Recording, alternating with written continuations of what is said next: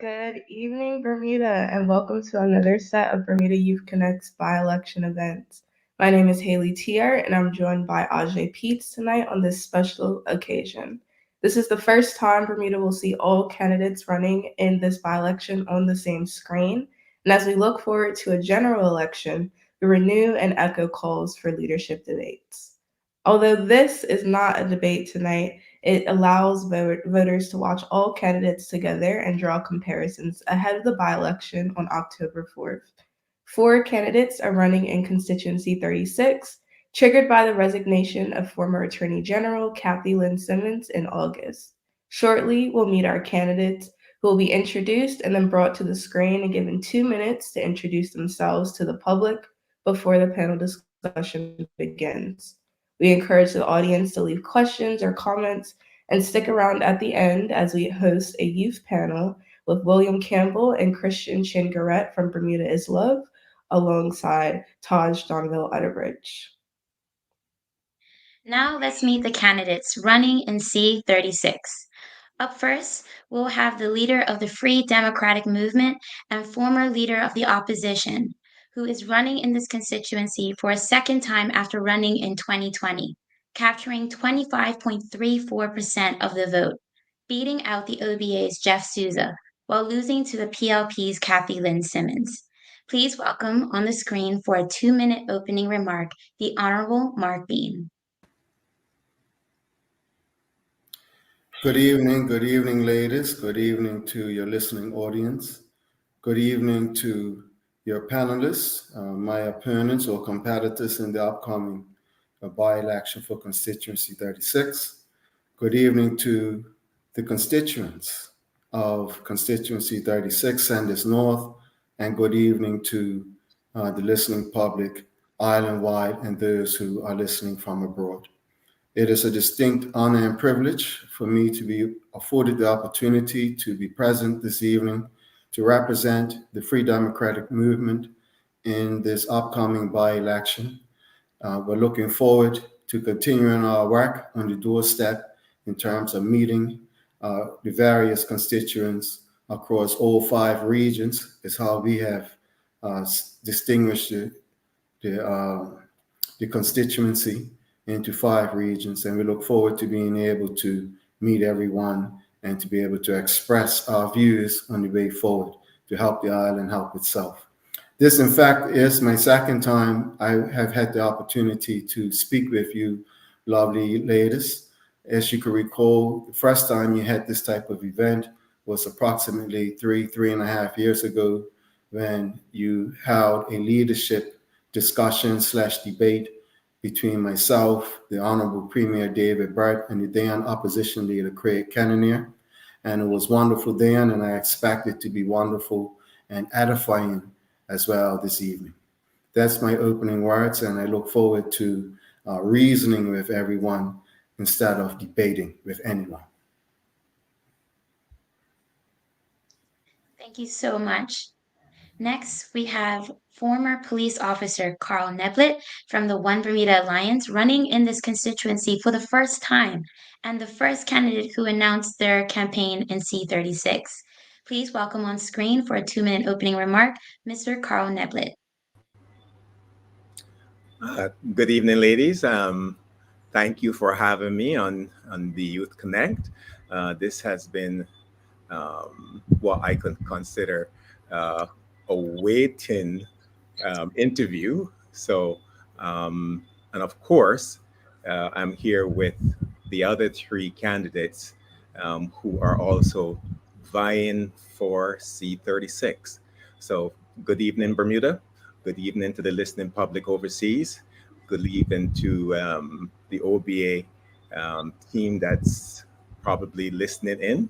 And I am here to basically let the public know I am about to run for the very first time in politics, and I'm up against some veterans, Mr. Bean, and of course, Mrs. Dill, and of course, the other Mr. Bean I don't think has ever ran, but it will be a very interesting race moving forward. On top of that, we have some issues in C36, which I really need to look into. I've been at the doorsteps for quite a few months, and given everything that I have been told, it's, there's been some neglect. But outside of not having to debate, but just hear viewpoints on what we are doing, I am here at your behest. Thank you for having me. Thank you, Mr. Nevlet. Next, we have a government senator and junior minister of national security and transport from the Progressive Labour Party, who is also running in constituency 36 for the first time. Please welcome on screen for a 2-minute opening remark, the Reverend Dr. Emily Gale Dill. Good evening to the Youth Connect and everyone watching across Bermuda and beyond. I am the Reverend Dr. Emily Gale Dill, and I am proud to be the Progressive Labour Party candidate for constituency 36, Sands North. What I want to say is how excited I am to be a part of this discussion this evening that is being put on by the youth of Bermuda. Some I know very well, and I am just delighted to see their progress and to see them being actively engaged in the political process in Bermuda. To you, the young people and others, I know that many of you feel disconnected, disengaged, and somewhat frustrated with politics. You're wondering if your voice really matters and if anyone in leadership is truly listening. But I'm here to say that I hear you and I understand the frustration. I live in this community. I have served in this community. I've taught at Senn Secondary Middle School, and I've been serving for the last 14 years as a co-pastor at Allen Temple AME Church along with my husband. I'd like to assure you that you won't just see me during election season. I've been here and I will be here with you, working alongside you long after the votes are cast and regardless of the outcome. My goal is to help bridge the gap between generations, to lessen the racial divide, to improve our quality of life as Bermudians, and to bring our community together in a way that benefits us all. I've spent years working with at-risk youth, which I know is an extreme concern throughout Bermuda. And I've helped many of them to get back on track and to stay on track. And I continue to try to work with young people to not only look for opportunities, but to also create opportunities for them to develop and for them to excel. As our party has fought for the minimum wage, annual pension increases for our seniors, lower payroll taxes, and making the tax system a bit more fair for Bermudians, increased pay for our civil servants, and we are building more affordable housing. It is my hope to be given the opportunity to fight for even more things that will ease the financial burdens, reduce the stress on your families, and give you the hope that even better days are ahead for us as Bermudians. Dr. On Dill, course, yes, we're going to have to move on. Thank you so much for your opening statement. thank you. Thank you, Dr. Dill. Last but not least, we have the youngest candidate for C36 at only 26 years old, a former officer of the Royal Bermuda Regiment, entering politics for the first time as an independent candidate. Please welcome on screen for a 2-minute opening remark, Lieutenant Cyree Bean. Hello, hello. Oh, good evening, legendary hosts, amazing panelists. Hope everyone's doing well on this, not so dry day. But my name is Cyree Bean. I'll be running as an independent in this upcoming by-election in constituency 36. I am at the ripe age of 26 years old. Yep. But just a bit of background on myself. I've started an organization when I was 17 in high school, attended the Berkeley Institute called Pay a Kid. And our main objective is to provide jobs and opportunities for the youth of Bermuda to get them out there engaged out of anti-social behavior, gang activity, and crime. And how we go about doing that is by partnering with members of the community, organizations to get them out there, skills trained, engaged in the community, and becoming productive citizens out in the community for after high school as well. I am running as an independent. I love the experience. I'm grateful to be a part of this whole experience. And I'm truly here today to engage in positive conversation. And I'm here to learn. Like, as I said, I'm 26. I'm not a veteran in this actual political space. So with there being veterans in this conversation, I do hope to soak up as much information, take on board any positive criticism, constructive criticism, and get things on the road. So thank you very much for having me.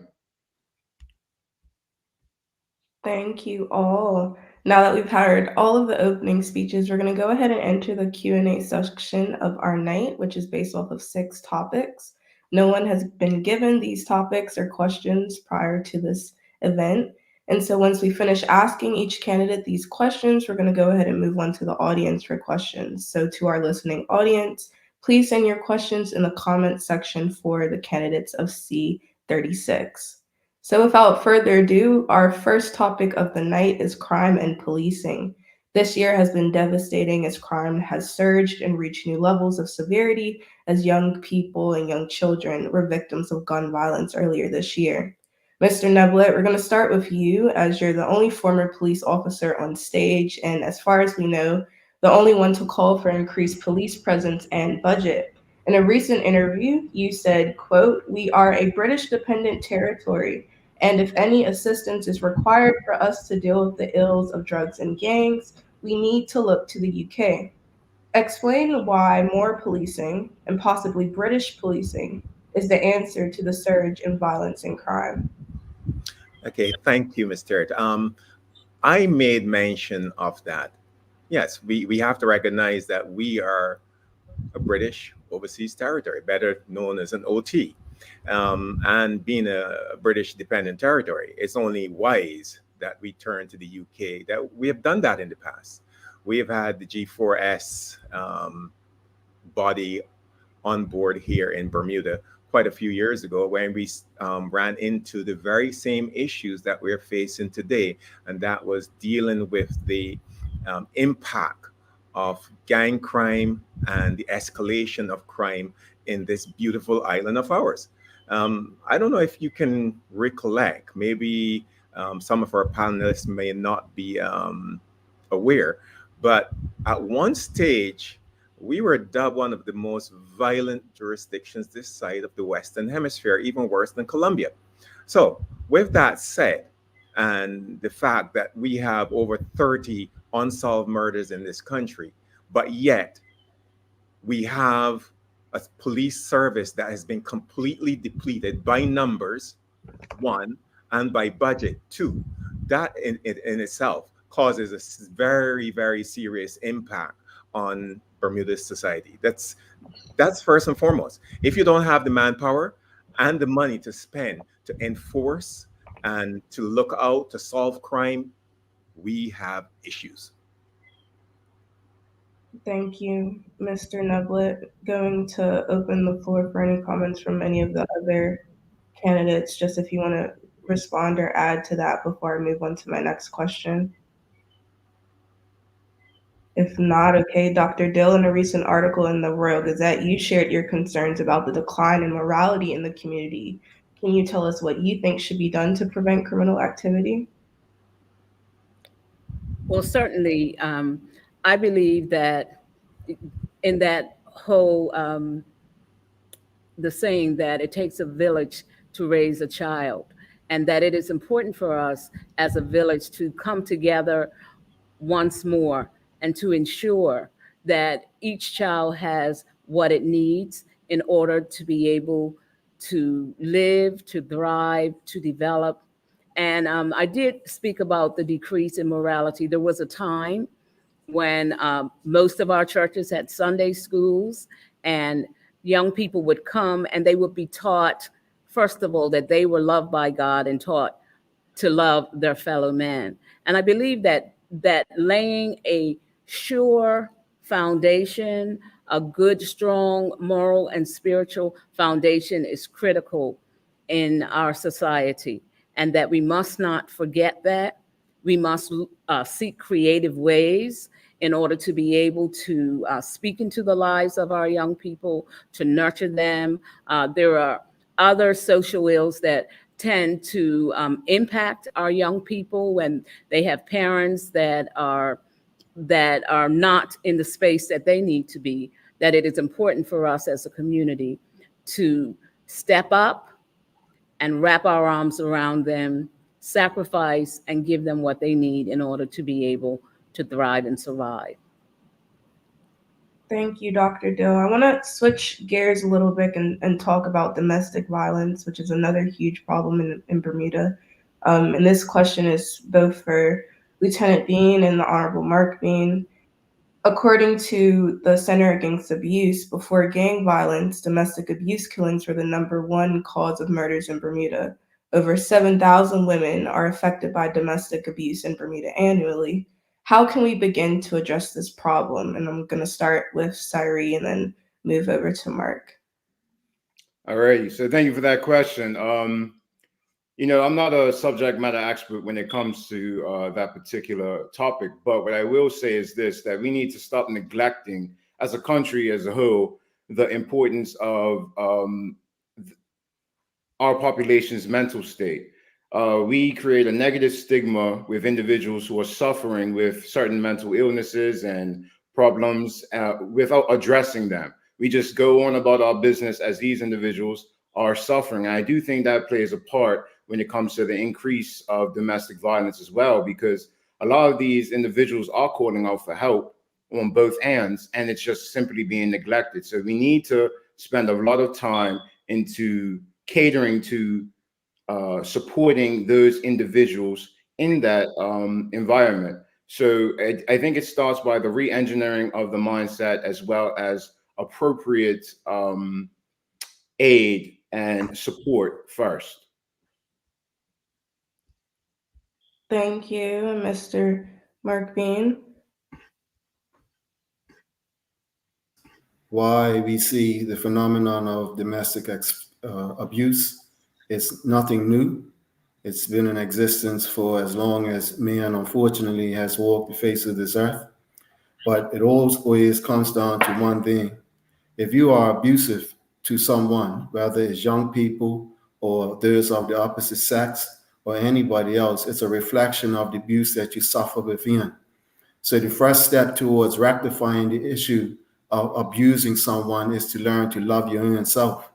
Most of the time that we see such abuse is because the person on the opposite side, the abuser, is actually acting out on insecurities on their own part. And so that's the first step in which we can help eradicate or alleviate that abuse. There are many reasons why people might fall into such a predicament, but none is acceptable.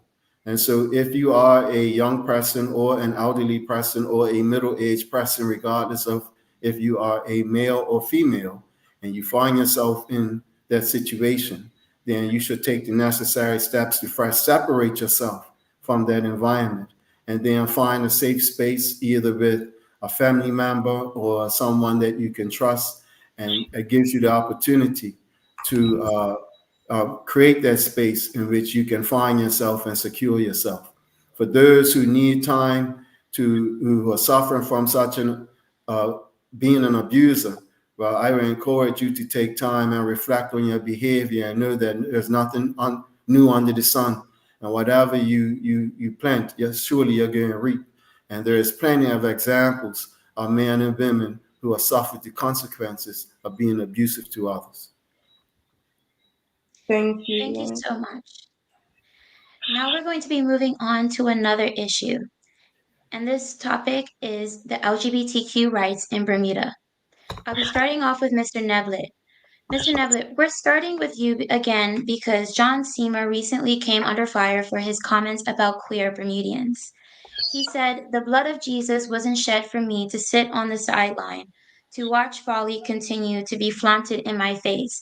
I stand on that 10 toes down," end quote. Your party leader, Jarian Richardson, responded to that and said, the OBA is not in the business of telling people what to believe. Can you respond to this and tell us what you believe about queerness in Bermuda? Is it folly, as John Seymour mentions, or are you supportive? Okay, that's as you may be aware, Ajay, that's a very serious topic across the entire 21 square miles of our beautiful country. Well, one thing you have to take into consideration here is what Mr. Seymour said. That's what Mr. Seymour believes. Not everyone feels the same way as Mr. Seymour, but there are others who also feel like Mr. Seymour. We cannot tell him what to say. Where the OBA stance is concerned, is that we are a group of individuals in a party, and we will have different opinions about social aspects, and in this case, the LGBTQ um, situation that currently exists on the island. This is across the world as it is. We believe in who we are as individuals, as human beings. Um, some of us will also have the religious fortitude to quote sections of the Bible that says that this is not moral. However, we cannot tell people how to live their lives. People have a choice in their lives. And if they so choose to be who they are, or profess to be who they are, that is entirely up to them. I think from a personal point of view, my concern is do not push it on other people because not everyone have that same feeling.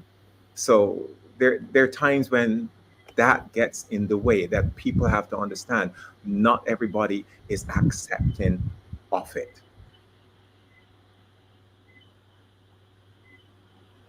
Thank you for your perspective, Mr. Neblett.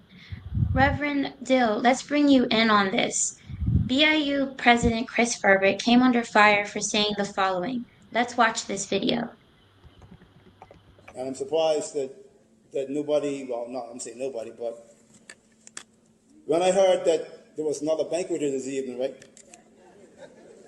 I told them I'm going to come to the banquet tonight. Because I didn't want to be in a part of this people. I didn't. I'm being honest. But they said, no, you're upstairs or downstairs. It's fine. I came in on the top level. I'm going back out on the top level. And I can get out the lobby and I don't need to see them. So that's fine. Referring to the Bermuda Pride and queer people in Bermuda, he issued a joint statement accepting that his comments were offensive, yet did not issue an apology. Do you think that the BIU president should apologize, or is accepting that it was offensive enough? I believe that it would help for him to apologize because I don't ever think it's appropriate to refer to anyone as those people. I was present at the banquet, and I'll have to be perfectly honest with you. It kind of went right over my head because I was not aware who the other group was that was having a banquet at that time. I maybe naively thought that they had double booked or something to that effect. I did not initially know that he was referencing the Pride banquet that was going on at that time. But like I said, I don't think it's ever appropriate to refer to other individuals as those people, them, and I think it's important for us to respect and, most importantly, show love to everyone. Thank you so much for sharing those sentiments. Now moving on to Sairi. Young people are particularly interested in human rights and broad advocacy for queer folk in Bermuda. What do you think about the comments from OBA candidate John Seymour and BIU President Chris Ferber? Well, is am I on right now? Are you guys able to hear me? Yes. Okay, cool. So, at the end of the day, one, I want to just say I'm not one to pass judgment on anyone. Individuals are going through things in their life that may encourage them to spew out certain things that just don't align with what they either truly believe or what is a true representation of themselves. So I'm not going to judge an individual for a 30-second clip or, a tweet that took, 20 seconds to write up. What I will simply state is, so that's my thoughts on that. But what I do believe in is just respect across the board. No matter what you're advocating for, no matter what you're fighting for, respect must be there. You don't get far by disrespecting one on either opposing side. We must educate ourselves. And, being young, I'm not too far away from doing homework. So I have these discussions. I have friends of mine who are also a part of that community as well, who engage in constructive conversation, and we get the education point down of it. Because if individuals aren't properly educated, then things can run amok.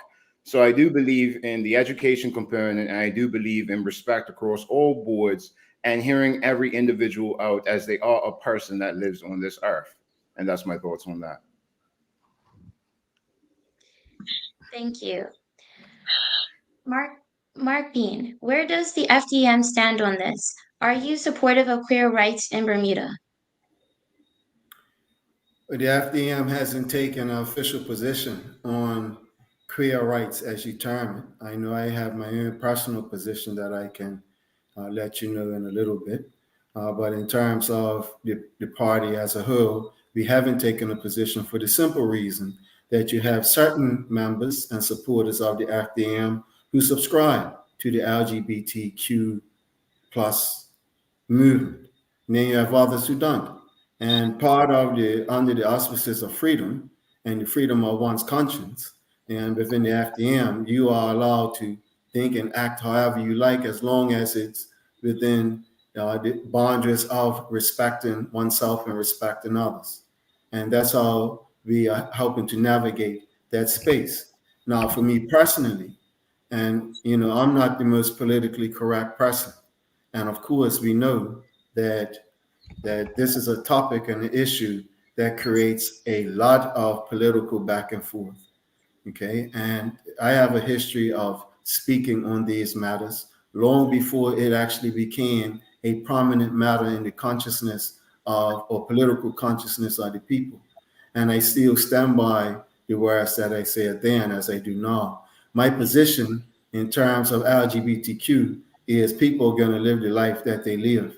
If you don't put it out in people's faces, whatever type of sexuality you have or you live by, I wouldn't know the difference. And I'm not going to determine my relationship or my interaction with you based on based on your sexuality or how you try to portray yourself. Now, in terms of the bigger picture of society and the argument of same-sex marriage, I am a proponent of traditional marriage. I find that one of the steps needed to restore our country socially is to strengthen the family unit. And marriage is a major component of strengthening the family unit, traditional marriage, i.e., a man and a woman and their children. If people feel that they can take another lifestyle and live that way and raise children or cultivate a family, that's on them. It's not for me to judge or determine whether they shouldn't do it or not. But based on my value system, I am a proponent of traditional marriage and the traditional family unit. And I feel that that is one of the key solutions to solving many of the social issues that we're facing in the country today. Thank you, Mr. Bean. We're going to go ahead and begin to move on to our next topic of the night. I know we put up an audience question, but we're going to save those for the end of our conversation. But our next topic is community building. And our first question is for Sairi Bean. After Sir John Swan, you're the second independent candidate to contest a by-election this year. And some have suggested that you and other independent candidates that may follow are, quote, just another party led by Sir John Swan. Respond to those concerns and explain how your connection to the former UBP premier and work with Pay a Kid has impacted you in the race. Thank you. So you had it was a couple of questions within that question, but I'll address them, in the stages. So independents are independents. They may pop out of the works all around the island. I don't know everyone. I do know individuals who have expressed their interest to run as an independent. That's fine and dandy. But as I said, they are independents. They are free to do as they please when it comes to representing their constituency. I'm here to solely represent constituency 36 and represent them, the people of constituency 36. Sergeant Swan, when it comes to Sergeant Swan, I've known him since I was 17, 16, and I've just gained mentorship from him when it comes to, just things in life. So I have nothing but respect for him as an individual as well. But when it comes to the point that you mentioned of community engagement, that is one of the key factors. That is one of the key things that I really want to drive home here, because we neglect the youth and we also neglect the seniors. And we need to tackle that intergenerational connectivity amongst both, because if one is not fed, then both will end up starving, if you get me. So the way of how we do that is by um, merging them together in a positive environment. So, like what I said, with Pay a Kid, what we do is we provide jobs for students to get them out there and active, but then we also provide the link between senior citizens so they get the need and the help that they require to avoid them being neglected. So we marry the two, and then by doing that, we incorporate or we gain a positive environment. So the conversation must be held. It's a good transfer of knowledge, wisdom, because the elders, they have wisdom that they must pass on to the younger generation. And PAK just helps provide a bridge to bring that gap together. So I do believe in that, because familiarity, with familiarity, it provides trust. It builds trust. And we need that in this current climate right now. Thank you, Sari. So today I spoke to a resident of C36, and she wants to know what can be done to get back to a feeling of togetherness and community, because years ago it felt like family people came out to help each other, and there was just a sense of togetherness. Mark Bean, what would you do to change this and get back to that past feeling? Yeah, thank you for asking. Again, it refers back to my last statement in the former, or from the former question, and that is the traditional family unit. What is a community but a combination of various families and extended families? And so if you have a breakdown of the family unit, naturally you're going to have a breakdown of the community. And so once we identify that as the problem, then the solution is to go right back to its source and strengthen the family unit. Man need to start to be man. Women need to excel in their woman and motherhood. That is the foundation of what keeps our society together. That is our glue. Once you have that stability within yourself and within your family, then you should have the time and to give your expertise in community service. So in terms of the Somerset community, there are various institutions in which ones can contribute their service to uplifting and alleviating many of the issues that we have discussed and will discuss further in this show. The Somerset Cricket Club is not in our constituency, but in our neighboring constituency. Their influence in Somerset is unmatched, and it's not just because of cup match or a particular game, but they are embedded in our community, and you have a lot of people who serve up at Somerset Cricket Club in terms of from a coaching perspective or administrative perspective, who are there right now putting in the work to ensure that your family and your children have a safe space to be in.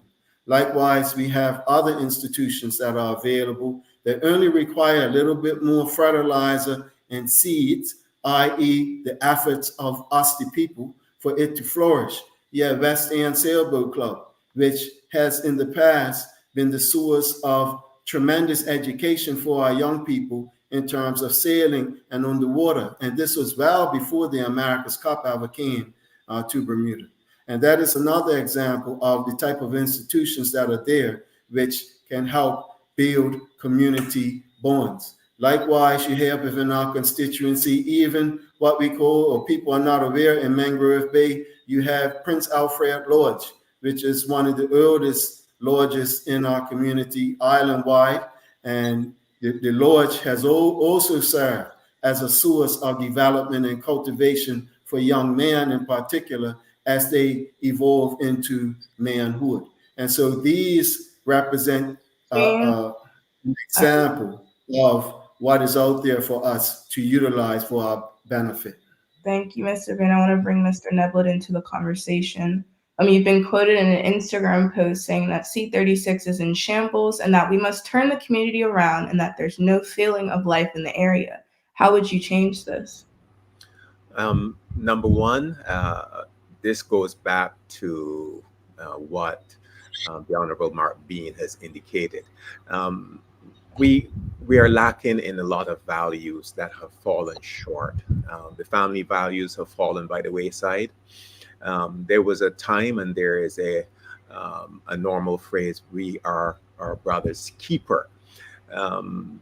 Today, in today's Bermuda, we do not have the family support that once existed 30, 35, 40 years ago. I remember the days of the big community events back on Naval Field, now the Warren Simmons Field, where families would get together for major reunions. If that isn't community building, I don't know what isn't. Of course, the Sands Parish, as it currently stands, this is your biggest gateway into Bermuda. I think most people don't realize that.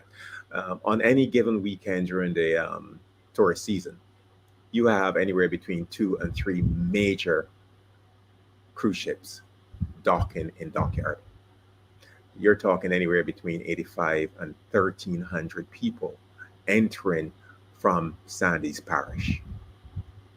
Coming through Somerset, they're now exposed to the dilapidation of buildings. The roads are atrocious. The overgrowth that is seen. Taxi drivers take tourists along the West Side Road, and here's a road that hasn't even been paved and upkept for God knows 40 years, from what I was told by a number of constituents. That's ridiculous. We pride ourselves, and Bermuda prides itself on being this really amazing tourist destination. But yet, what has happened is our community has completely broken down. Degradation wherever you look, and it comes in all forms right across the constituency. Where our elderly are concerned, there's degradation. Where our youth is concerned, there's degradation. We have all of the issues pertaining to the schools, that's degradation.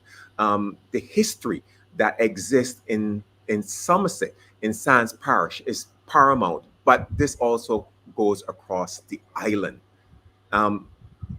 This is a very big, wide topic, and we will take up a lot of conversation just with this one topic alone. If you have Thank you, Mr. Neblett. Thank you so much. Before I move on to the next question, I just want to remind everyone of their time limit. You guys have 2 minutes each person, and so once you come back on the screen and you see everyone on the screen alongside you, that means you have 10 seconds left, and it is time to wrap it up. So thank you so much for those comments. We're going to move on to Dr. Dale. This question is for you, and in your experience as a candidate in Constituency 36, and especially as a reverend and assistant pastor of AME, what do you think Constituency 36 needs?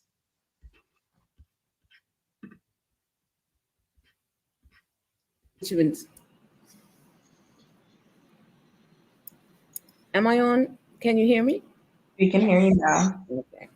It's that mic is muted. Okay. I believe that Constituency 36 needs to continue to come together. We've had the opportunity to meet so many people. And as I'm listening to Mr. Neblett, I'm wondering how much experience he really has with the SANS community, because we have an extremely rich history. The SANS community has historically led this island in many things in order to improve the quality of life for people throughout Bermuda, and they have a very, very strong family. I mean, SANS is strong. SANS is a very, very strong community, and we just need to come together even more.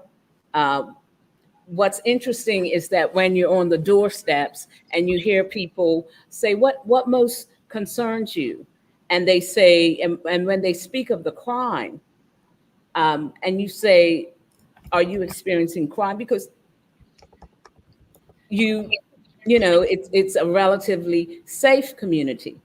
And they were saying, no, I'm concerned about what I hear about the crime in the community.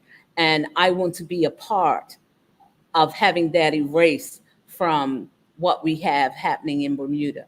So I believe that as a community, we need to come together where there are issues. We need to express them. Recently at the Labor Day parade, I heard Tony Robinson from the Bermuda Entertainment Union. She said, a need unspoken is a need unmet. So it's important for us to speak about the things that are challenging us, to get together, to talk, to put our heads together, to address the issues that we are facing, and to set an example for the rest of Bermuda, because we are Somerset strong, and we will lead the way in this community. Thank you, Dr. Dill. I just want to give you, Mr. Neblett, an opportunity to respond for 1 minute, if you'd like to. Yes, I will. Yes, in regards to Reverend Dill's comment, just as a point of note, Reverend Dill, I worked in Somerset for well over 10 years in the capacity that I was in uniform and as a detective. I know that SANS community and Sandy's parish like the palm of my hand. What I have come to know now, coming from the opposite side, being in civilian world and now running in politics, um, other aspects of the community has been open to me. Something that in some cases you're blindsided by being a police officer. What I will say is I know the community extremely well. I know a lot of people in the community, and there's been a serious breakdown. You touched on it yourself when you said we need to come together more. So that is the topic for discussion, maybe in another forum when the time comes. Thank you. So much. Thank you so much for sharing your sentiments. Next, Bermudians are everywhere, especially on Twitter, are concerned about the increase of cost of living, including groceries, medical bills, and more. So our next topic is on the cost of the current economy.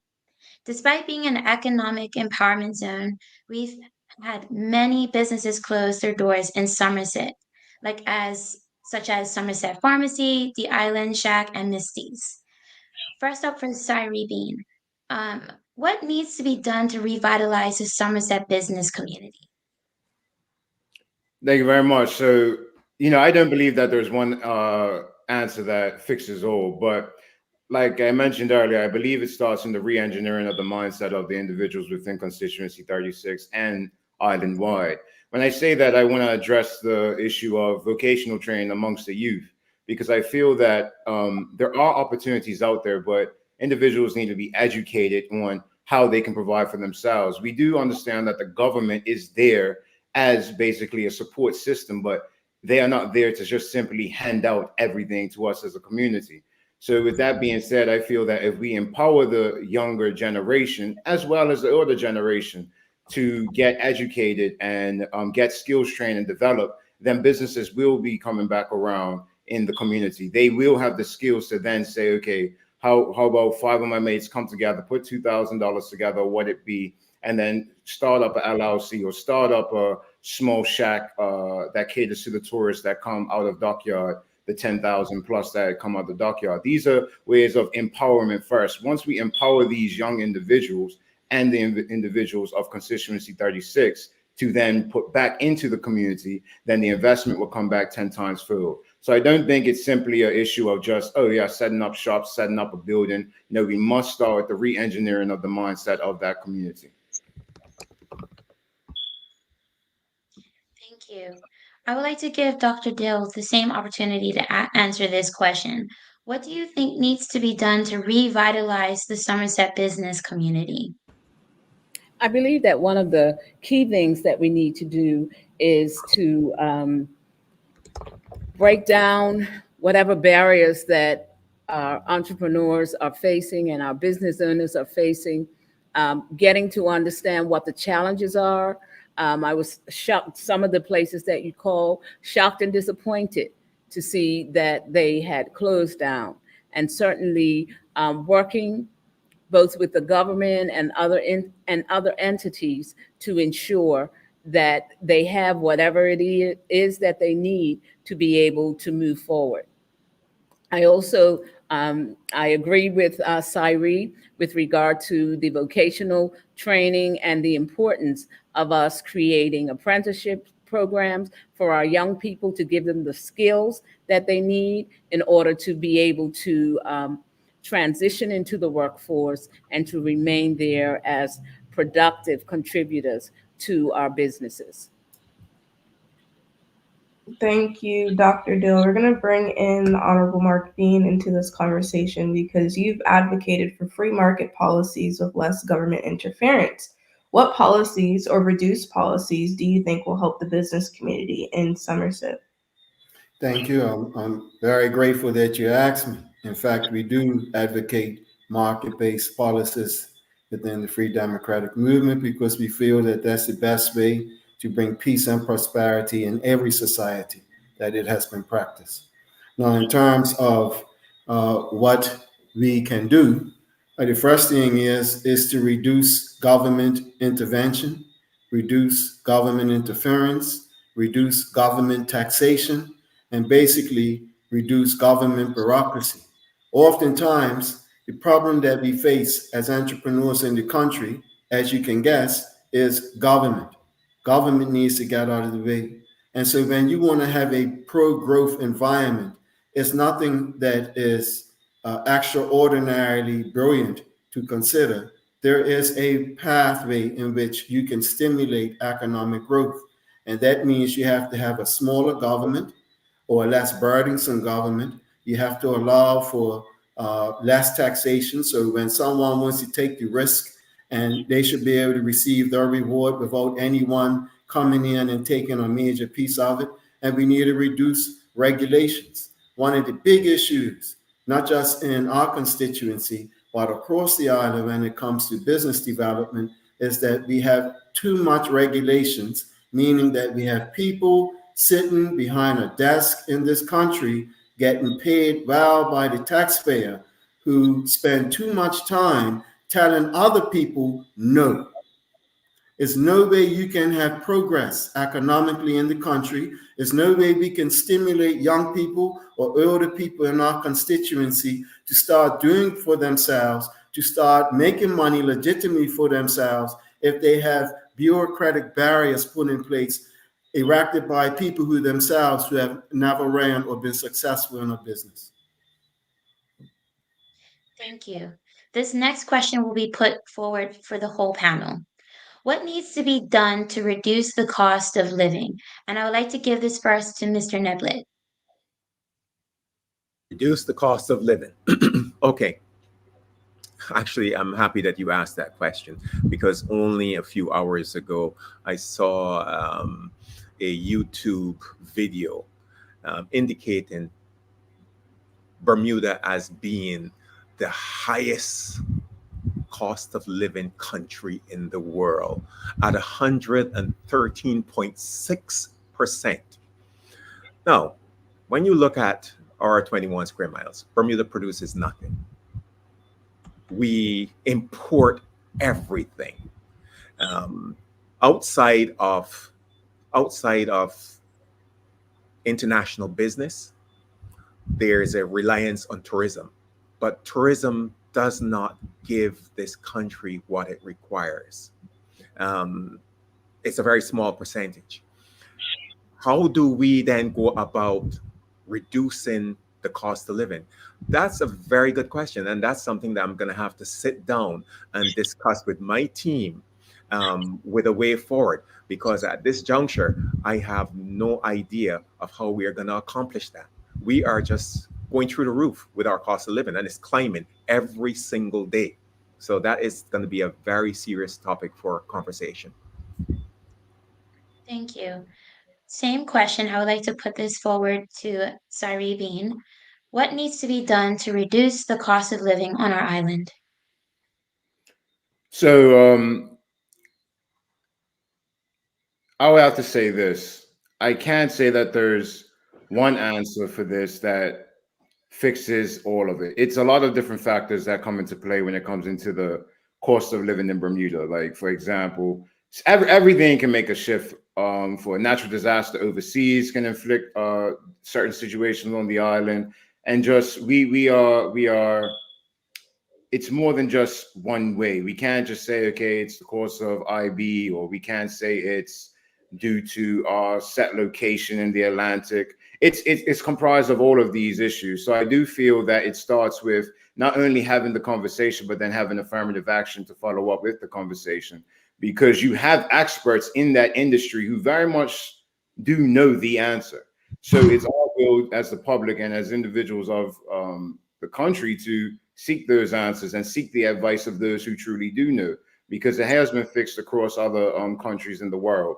But from a professional and expertise level, I do not have the answer directly, but we are in conversation. You do have leading economists who have been giving me a lot of advice. So I just look forward to learning more as the time goes on. And hopefully that we can tackle this together, because it's not a one person issue. It's an island issue, and we need to have this open dialogue. 100%. Thank you so much. So for the same question, I would like to next give it to the Honorable Mark Bean. What needs to be done to reduce the cost of living on our island?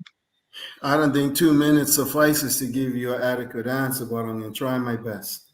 Okay, there is a portion of the cost of living that is out of our control, and that's tied to the fact that our currency is pegged to the US dollar. So as a result, you have inflationary pressures, or the rising of prices, or the devaluation of one's currency, directly related to the fact that we have that environment in the United States. So we can't do much about that. What we can do in terms of reducing the cost of living has to be focused on each component of the cost. Take, for instance, energy.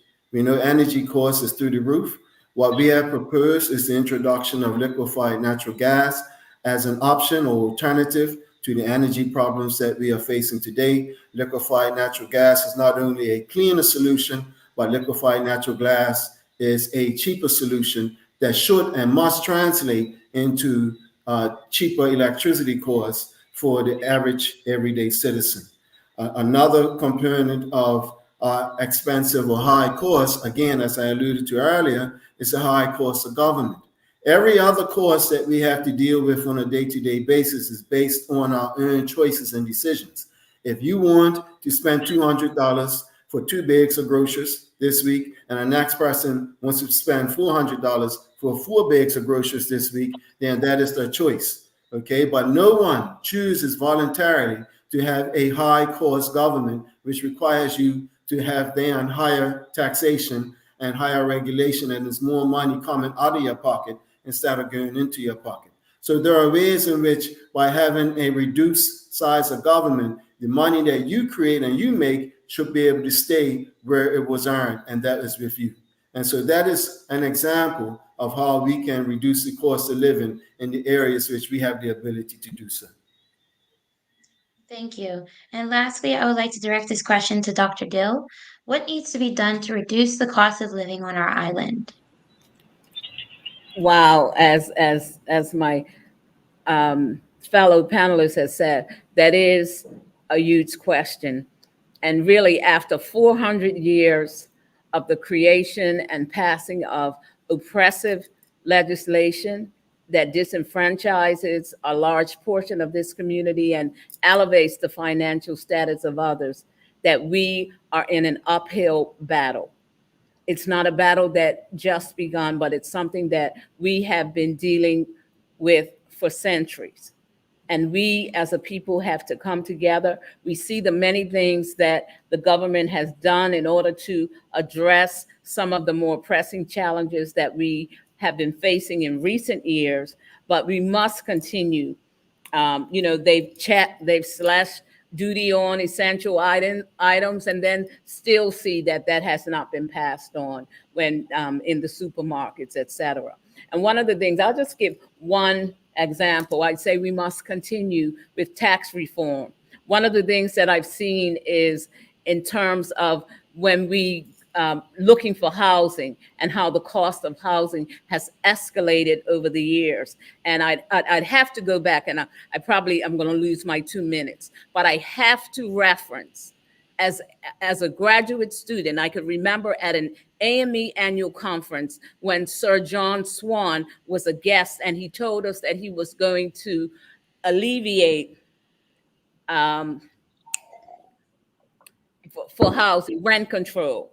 And I remember standing on the floor as a young person and questioning him, because he said, now that we had these people coming in from international business who could afford higher rents, that we should alleviate all rent control.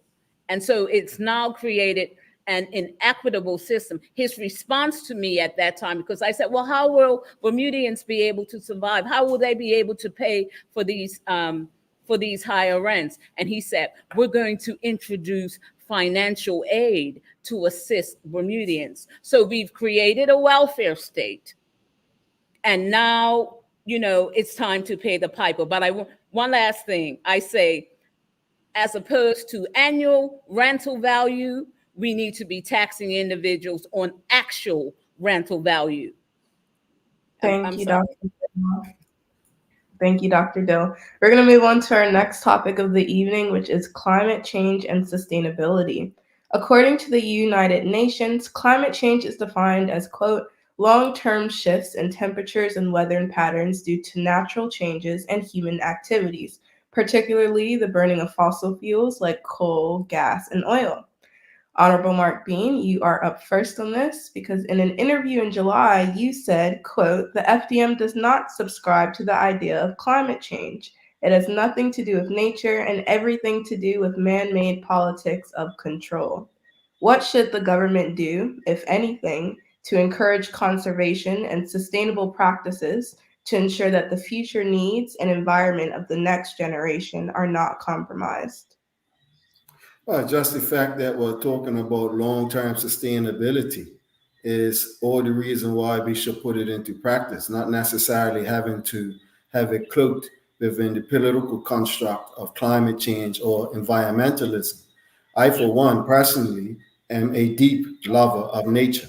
I love nature. I love God's creation. Okay, I know everything you can possibly think of in terms of communing with nature and my natural environment, inclusive of human beings. But that doesn't have nothing to do with a political idea or political construct.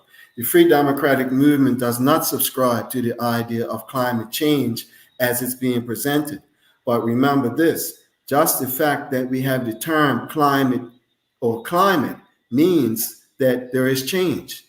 If it weren't change in climate, it wouldn't be a climate.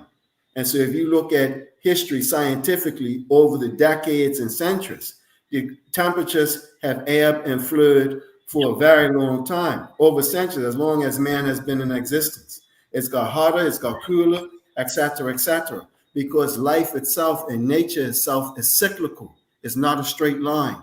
And because of that cyclical nature, it means that you're going to have them ebb and flows, but there's nothing to be alarmed of. What is important is that we know that the climate, or actually natural resources, is the source of our edification, our food, our sustenance, and we have to coexist and respect it if it's to respect us. That has nothing to do, again, with taking steps through governmental orders or governmental mandates to force people to change their behavior as a result of what a politician thinks. people should change their behavior because it's in their best interest. And that doesn't take force or coercion, it just takes reasoning amongst people. And so they can understand what's in their best interest and they could pursue.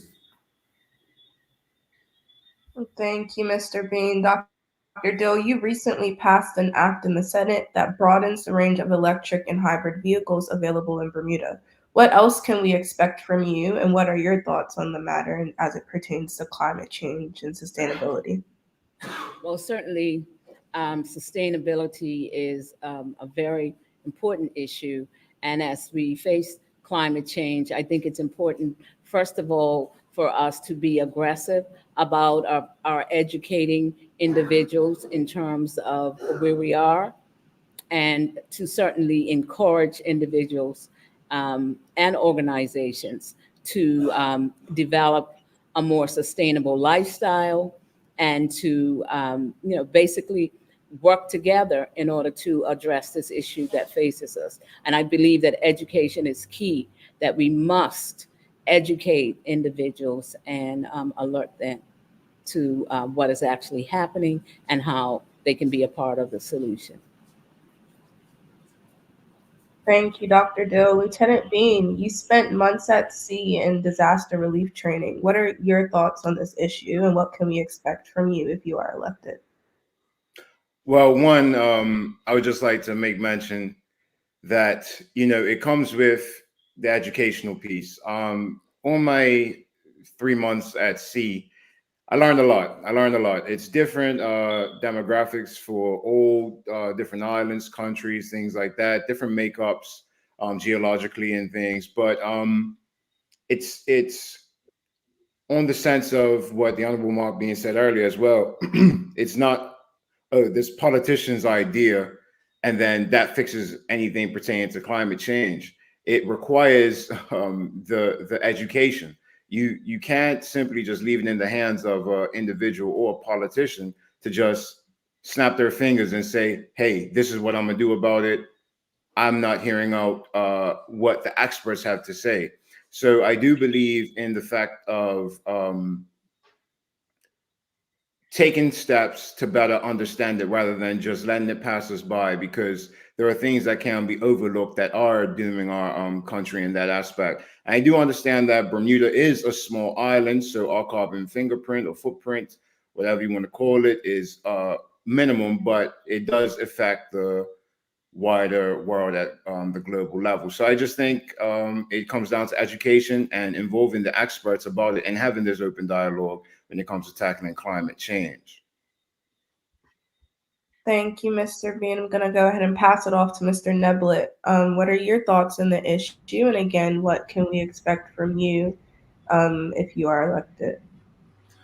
Okay, where climate change is concerned, this is a monumental topic that is actually discussed in such a humongous arena out on the international stage, and actually one very small country to the south of us, Barbados, the prime minister of that country, she is at the forefront of trying to instill in the bigger countries, the players in the bigger country, as to what they should be doing to identify all of the issues that are actually causing climate changes right across the world. This is a humongous topic, and education, more so than anything else, is one of the main key issues that we need to now press not only towards our younger folks but everyone that lives here in Bermuda. But remember one thing: it's not only affecting Bermuda, it's affecting everywhere. So therefore, we need to actually get the education to find out what's truly happening. It's a humongous question.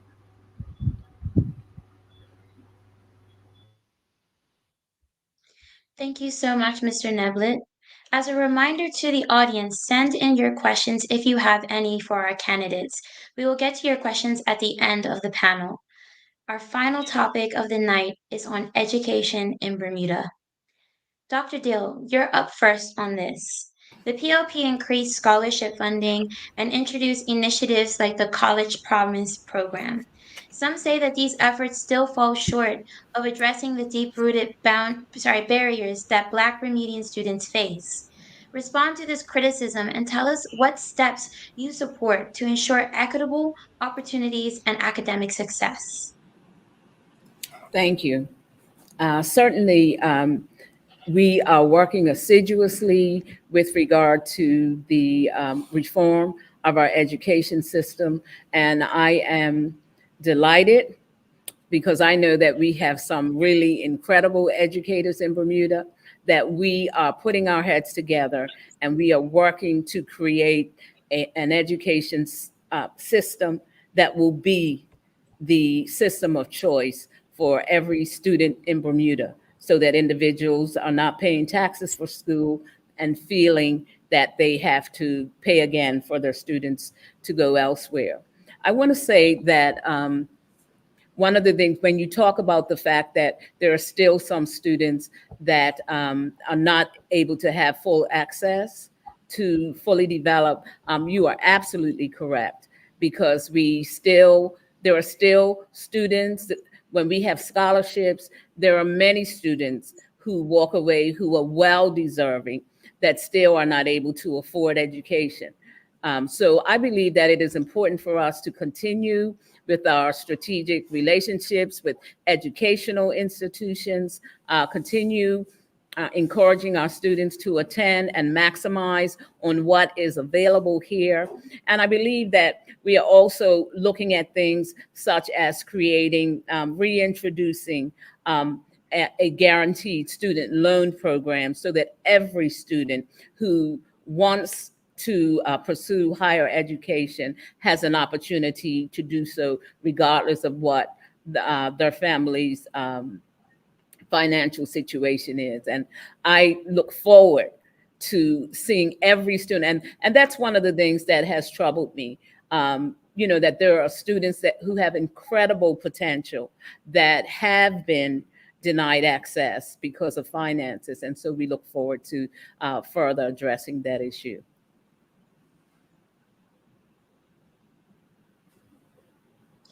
All right, moving forward. Next, we have Bean. Can you tell us your stance on school closures? As some may say that this is not true education reform. So, being on the doorsteps of members of the constituency, everyone is still, for the majority, very much so upset on how it was handled. Now, I do understand that with the recent decision that was made, there is a period of time that we'll go through in sense of before anything is completely finalized.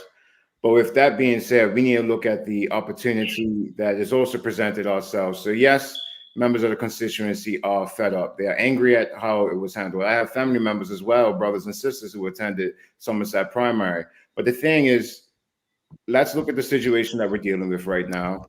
And now let's be proactive and constructive in dealing with it, in the sense of, yes, okay, there may be Somerset Primary may be vacant, but don't let it become a desolate building. Do not let it become vacant and unused. There are a lot of other programs, youth programs that are around that need a place to utilize, need a space of operation. So in the time frame, yes, we are dealing with that situation, but let's not condemn the building. Let's not let the building sit up and go to waste. It can be utilized. People need a space to operate. They have great initiatives. Why not let us use that building and that space right now while this whole matter is getting resolved? Because I don't simply think that closing a school is just simply the answer. But while we are finding the answer, we must utilize it to the best of our ability and make sure that, it's being utilized. You cannot let that just go to waste. Thank you. And while we still have you, I have a follow-up question for you, especially speaking to your experience with Pay a Kid. The government has laid out a comprehensive plan to support the transition of students, parents, and staff affected by closures of Gilbert Institute and Prospect Primary. Do you think any support for transition is adequate when considering the implications of unforeseen educational outcomes that will potentially affect our students in the long run? Hmm. So, one, yes. Well, first of all, I would say that support is needed regardless. If this the situation has come up, the support must be there. But then I also challenge the fact of how we look at education as well as a whole. I'll just put that out there because I want to bring back to the fact of the vocational skills training in the educational system at a young age. I believe that should be mandatory because, for example, you can tell a fish and a human being to run a mile. Who you think is going to win? That doesn't mean that the fish is incapable of covering that mile, but they just need to swim in the water. So we need to re-look at the educational system as a whole and ensure that it is very much so inclusive and not divided, because there's different ways of learning. There's different forms of education that people apply differently to the world. But when it comes to, like I said, the support, it is not up to me to say if it is adequate or not, but we do have to feed and source that information from the actual parents themselves who have to undergo this new change of life, a new change of living and relocation. So it's just something to look at. Thank you. Up next, we have the Honorable Mark Payne. You've been vocal about keeping Somerset Primary and West End Primary open and strengthening Bermuda's education system. How would you propose your decentralized leadership structure for schools to improve education quality and to ensure local communities have a greater say in decision making?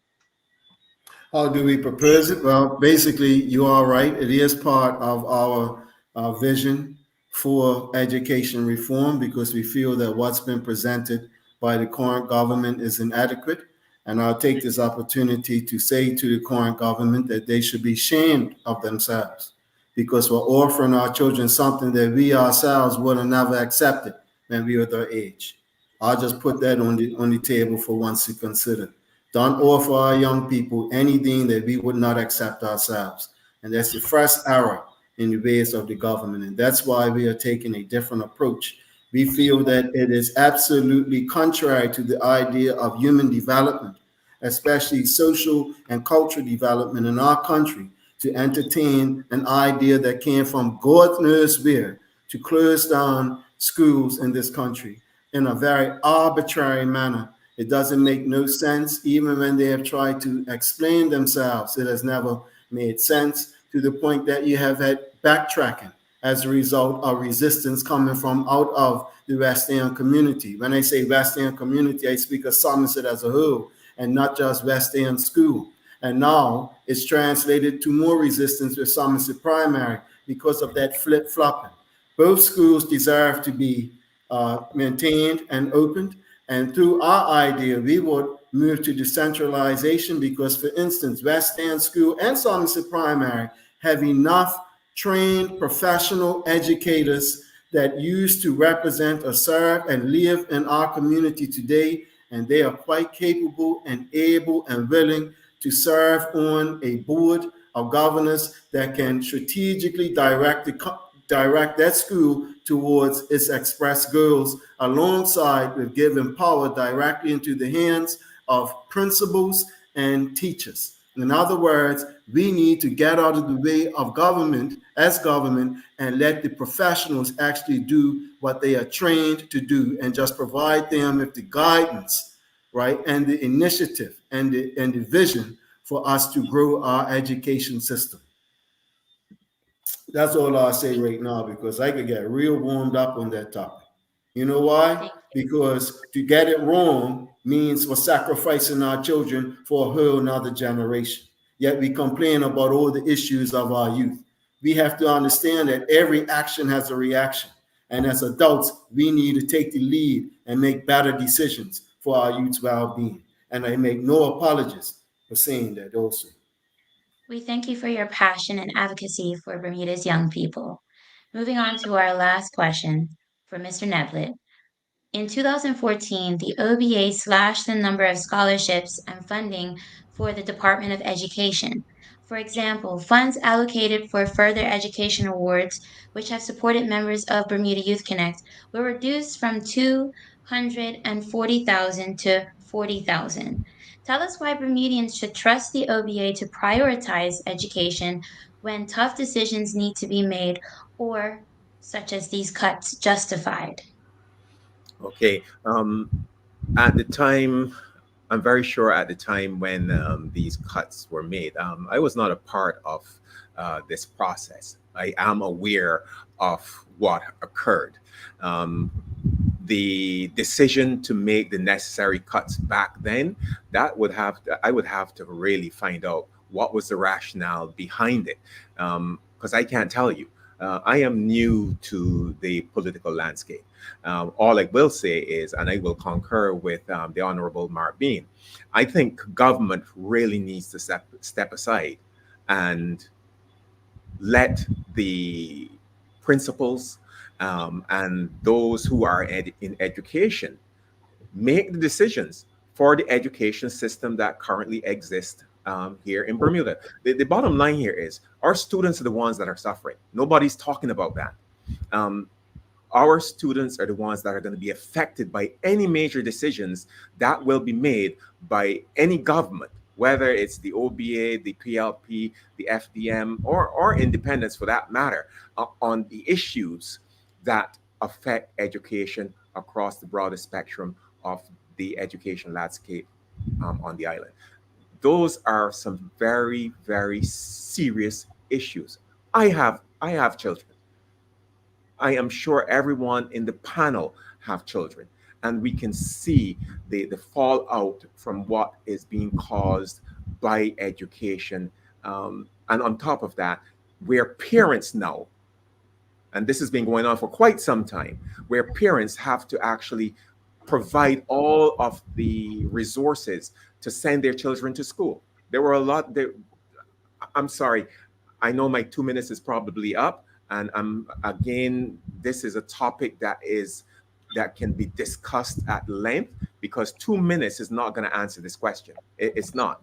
It's a hard topic, and it has touched the minds and souls of everyone in this country because all of our children are being affected by it. Thank you. And I do have to cut you short, and I do apologize. I know we are running over time, panel, but if you are able to stay on, please, as we try to address the community questions. And I would like to thank you, well, give a big thank you to all of our candidates for your time, thoughts, and respectful dialogue. Now we will ask the audience questions before closing statements. Once the candidates close, we will be brought to the end of our C36 panel interview and begin the youth debrief with William, Christian, and Taj. Thank you, Ajay. I'm going to go ahead and kick off our first question as it is on the screen by Ryan Robinson, Parent Chief, and he says, "Good evening. This is regarding the topics that we discussed. Our first topic, crime. So regarding this topic, I would like each of the panelists to answer what they believe the root causes of crime and violence are as it relates to our community. And we can go ahead and start with Sairi. Yeah, so that's a great question. It's a lot of components to it. So one, I would say, like I always preach on the engagement with the young individuals of the community, because if you look at the statistic, it's not the older demographic that have in recent times been committing these crimes. So it's the engagement and the neglect aspect, and also it comes down to as well the educational component of it all. Because with certain individuals, say if they do acquire financial literacy and they understand how money works, they will not be engaged in these criminal activities for minimum financial compensation. So, but with that also being said, they must be engaged. If the minds are idle, then what takes place? And then also it's the economic standing of each household. Right now, we've all addressed as the panel that times are tough in Bermuda. So the young individual who's looking up to the parents and saying that, hey, I'm going to help, I'm going to make a way, I'm going to provide food on the table, they will do anything out of the just love for the parental figures to try to be a provider as well. So how do we combat that? We must give them opportunities. We must give them the vocational skills training. We must engage them in the community and stop pointing fingers. It is up to us as a collective to do so. So that is kind of targeting the root of it, in the sense of, just stop putting a band-aid on everything. We must get down to the root and support them. Sorry about that. Thank you. Nope, thank you. Sorry to cut you off. I'm going to go ahead and pass it to Mark Bean. Thank you. The root cause. Thank you, Ryan Robinson, Parent Chief, for the question. The root cause is a lack of knowledge of self. As a man thinketh, he becometh. Right? And I'm sure the great good Reverend will verify that when asked by the learned people of his time, well, what's the fullness of the law, when asked to Jesus Christ or Jesus Christ, if the answer was to love the Lord with all thy soul, heart, and mind, and in so doing, love thy neighbor as thyself. But the problem is that you cannot love what you don't know. So one of the so what we're facing is, right, in terms of crime and violence, is that our people, our young people, lack self-knowledge. And so that self-knowledge usually gets cultivated within the family environment or family structure and or school. But in the absence of it, then you have young people basically drifting aimlessly, right, without direction with rudder or rudder. So what's important then is for us to revert to that age-old approach to developing peace within a person, and that is to ensure that they can have a meditative, calm mind, and then they can be able to relate to the environment inclusive of others. But when a person has that mental confusion within their mind, it's hard to relate to others, and that's where many of the issues come in terms of human relationships. So self-knowledge or knowledge of self will always be the fundamental solution towards peace. Thank you, Mr. Bean. We're going to go ahead and pass it on to Dr. Dill. And you have 60 seconds. 60 seconds. 60 seconds. We're going to, yes, thank you. Okay, I'd like to say that with regard to the root cause of crime, certainly the breakdown in the family unit in terms of establishing the values that individuals need, and certainly creating opportunities for them so that they choose alternative life paths. Thank you. And then last but not least, Mr. Neblett. Okay, I also agree with the panelists, but you also have the other issues that causes crime and violence across the entire spectrum of Bermuda, and that is drugs. Drugs is a major issue that permeates all across pretty much every single family on the island. And with drugs comes with the violence, because one has to support the habits of purchasing, and this then creates a rippling effect depending on the affiliation with individuals who are in that fraternity, i.e. the gang members. It's a whole myriad of circumstances that causes crime to be where it is, and the violence that also comes with the nature of criminality.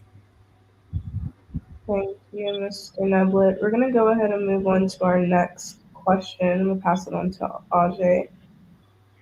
Thank you. So this question comes from Taj down the Outerbridge. The question is, what would each candidate do on a policy/legislative level to encourage these so-called traditional family values, build a stronger community, stem violence, and ensure queer people are safe on the island? I'll hand this off to the Honorable Mark Bean first.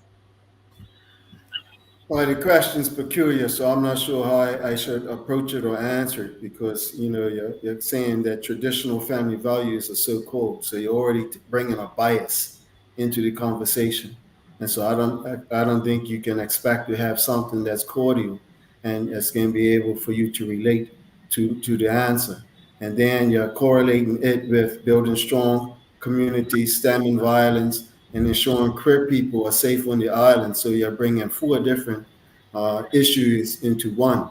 It might be better if we dealt with each issue on a singular basis.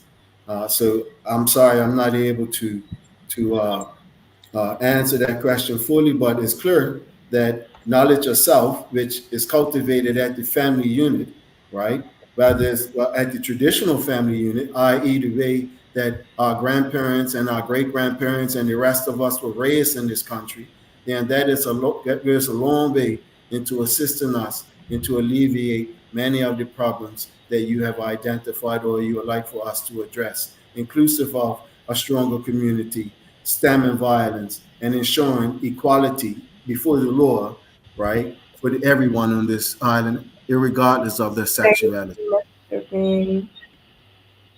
Thank you. I would like to hand this question off to Mr. Neblett next. Yes. This is a four-pronged question. And again, it touches on four very separate topics. One or two may gel into each other. But at the end of the day, these are four questions that need completely four different responses. At the end of the day, when it comes to the policy and legislative aspect of creating such legislation, these questions will have to be discussed at length to procure all of the necessary information to put together the necessary policy and legislations. That's how I will answer this question, but it's a four-pronged question that requires a lot of response. Thank you. I would like to turn it over to Dr. Dill. Look at the question that has been raised, I'd have to say that we'd have to identify the core issues, and as such, the subjects that they have laid out here, these are things that at the core cannot be legislated. And I'd have to agree with the Honorable Mark Bean that it comes with an understanding of who you are, but also a respect for other individuals, and understanding who they are and protecting each other and loving each other. Thank you. Thank I would like you. to turn it over to Mr. Sari Bean. Okay, thank you. So what I would say is this: one, it is a multi-part question, but I will have to say this: when it comes to policy and legislative involvement, it's not simply a singular individual uh, process. It is a group process, but I just feel that we need to shift the way of how we tackle it.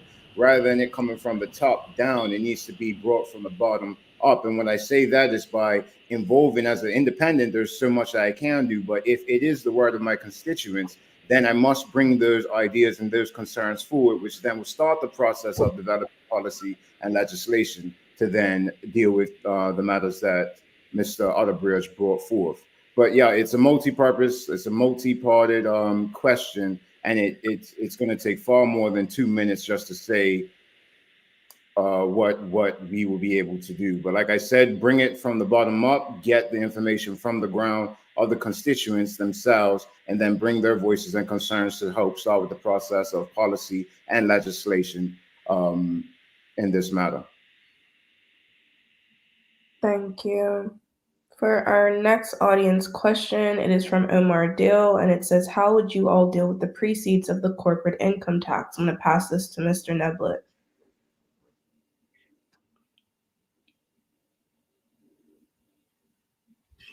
Mr. Neblett, I think you're muted.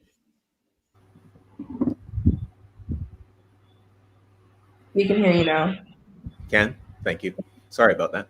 Um, in regards to the proceeds of the corporate income tax, number one, we would need to find out what the proceeds would actually be when it comes to how much monies will be collected.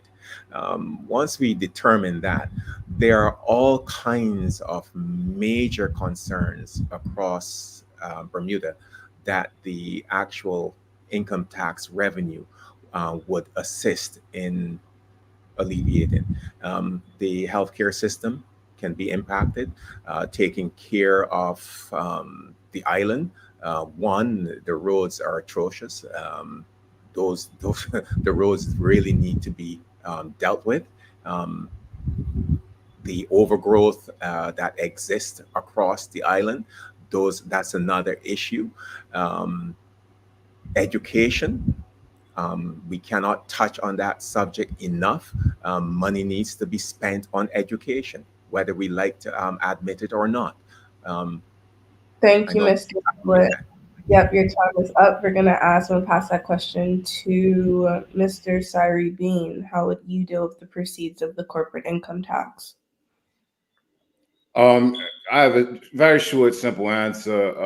One is just like I mentioned earlier, voicing the concerns of the people, because I'm not the one with the uh, expertise or information to dictate where in corporate income tax should be directed. We must feed that and get that information from the members, the citizens of the island. If they feel that currently right now it needs to be pushed more into the educational sector, then that's what will be done. If it needs to be put for more into the infrastructure sector of the island, and that's what will be done. But at the end of the day, there's a lot of different things that even Mr. Carl Neplet brought up. But I don't think it's just one specific area. I do feel that it needs to be evenly distributed at amongst the areas of concern. But yeah, that's my understanding. Thank you. Another question from Taj Danville Outerbridge. If each candidate had the opportunity to bring a private member's bill to the House that would aim to benefit C36, what policy area or areas would it address? And I'll hand this over to Dr. Dill. Okay, thank you. I think that given all of the activity that we have in the West End and the opportunities that could potentially exist with partnerships with the cruise lines, et cetera, for economic development that would benefit individuals and entrepreneurs, business owners in the SANS community might be something that we could perhaps look at. Thank you. And now I would like to pass it over to the Honorable Mark Bean. There are some policies that can be adjusted that are directly related to the upliftment of constituency 36. But when you're talking about bringing a private member's bill, then more than likely that private member's bill should be developed with the entire country in mind and not just one particular constituency. And so I could think of some things that we can do from a regulations perspective or even operations perspective before we get to being or discussing a private member's bill. For instance, in the West End today, you have a lot of young people who are not able to go and get their bike license because they are concerned and afraid to travel into Hamilton. Even registering to vote, okay, is a challenge because they don't like the idea of having their address being made public because it's a safety issue. So these are things that we can tackle without even having to go to Parliament to bring a private member's bill. And that's what we should do. But in terms of what Mr. Donville Outerbridge is asking, I don't think there's anything in particular that's specific that requires that type of legislation that can't be solved by regulatory change. Thank you, Mr. Bean. We're going to move on to the next question, which is from Graham Smith. And it says, can the panelists comment on whether they think that government should be providing evening and daytime professional parenting classes for all parents who have a child under, say, 1 year, where those parents who complete all classes are paid an incentive of, say, $1,000 at the completion? I'm going to pass this first to Dr. Dill. Whew. Well, first of all, I would believe that parents in their first year, that's a really, really challenging time in any family. So I would hope that we could look for other ways that we can support them as We have indicated tonight, SANS as a community has wonderful individuals and older people, seniors who are able to impart knowledge, who may be willing, putting programs together to support young families as opposed to what's the word I want? Regulating their opportunities to learn. I wouldn't. Okay, and I'm going to pass it off to Lieutenant Bean. What do you think? So I just want to make mention. One, I know Mr. Neblet said that the other panelists have children as well, but I'm not a parent as of yet. So, but to talk on the discussion of, parents, and I think it still boils down to the educational piece. Now, I can't say that the fixed number that you made mention of $1,000 is going to work or will be the number. I know you're just throwing out there as a suggestion, but I do feel that it is an idea that is worth looking at, because at the end of the day, it's not only the youth that need education, but it is the adults as well. So any way that we can incorporate programs that help bring up the educational component of parenting and things like that, I think that we should have a look in.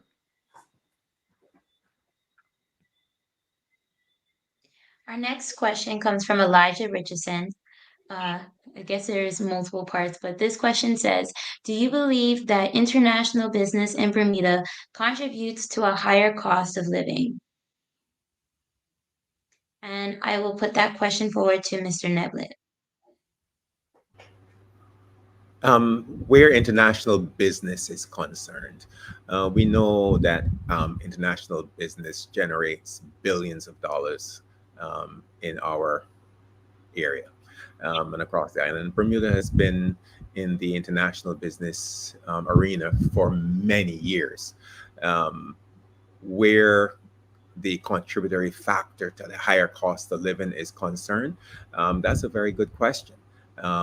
We would have to look, I would really have to look to find out why the cost of living is so high and whether international business ties with causing the issue of the high cost of living in our jurisdiction.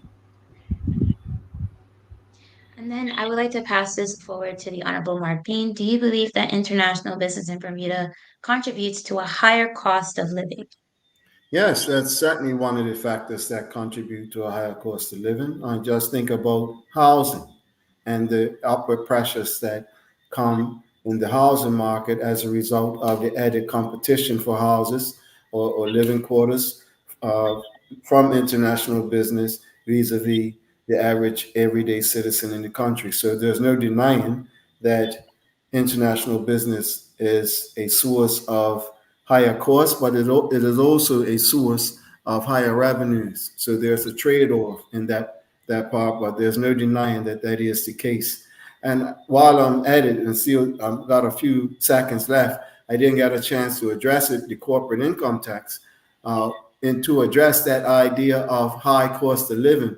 It's important to utilize that corporate income tax to reduce our debt, first and foremost. So I agree with the One Bermuda Alliance's position, but we also should take a portion to fund our social safety net. And others have spoken about those aspects of social safety net, but that's where we should use the corporate income tax to alleviate many of those problems or give us a boost into ensuring that that safety net is in place. Thank you, Mr. Bean, for your comments. We're going to I see one more question, and this is from Long Tales and Short Stories. Do the panelists agree with the progression of the cannabis legislation and reform in Bermuda, essentially making cannabis legal to consume in public, this being done through statutory means? I'm going to pass this question on to Mr. Shirey Bean.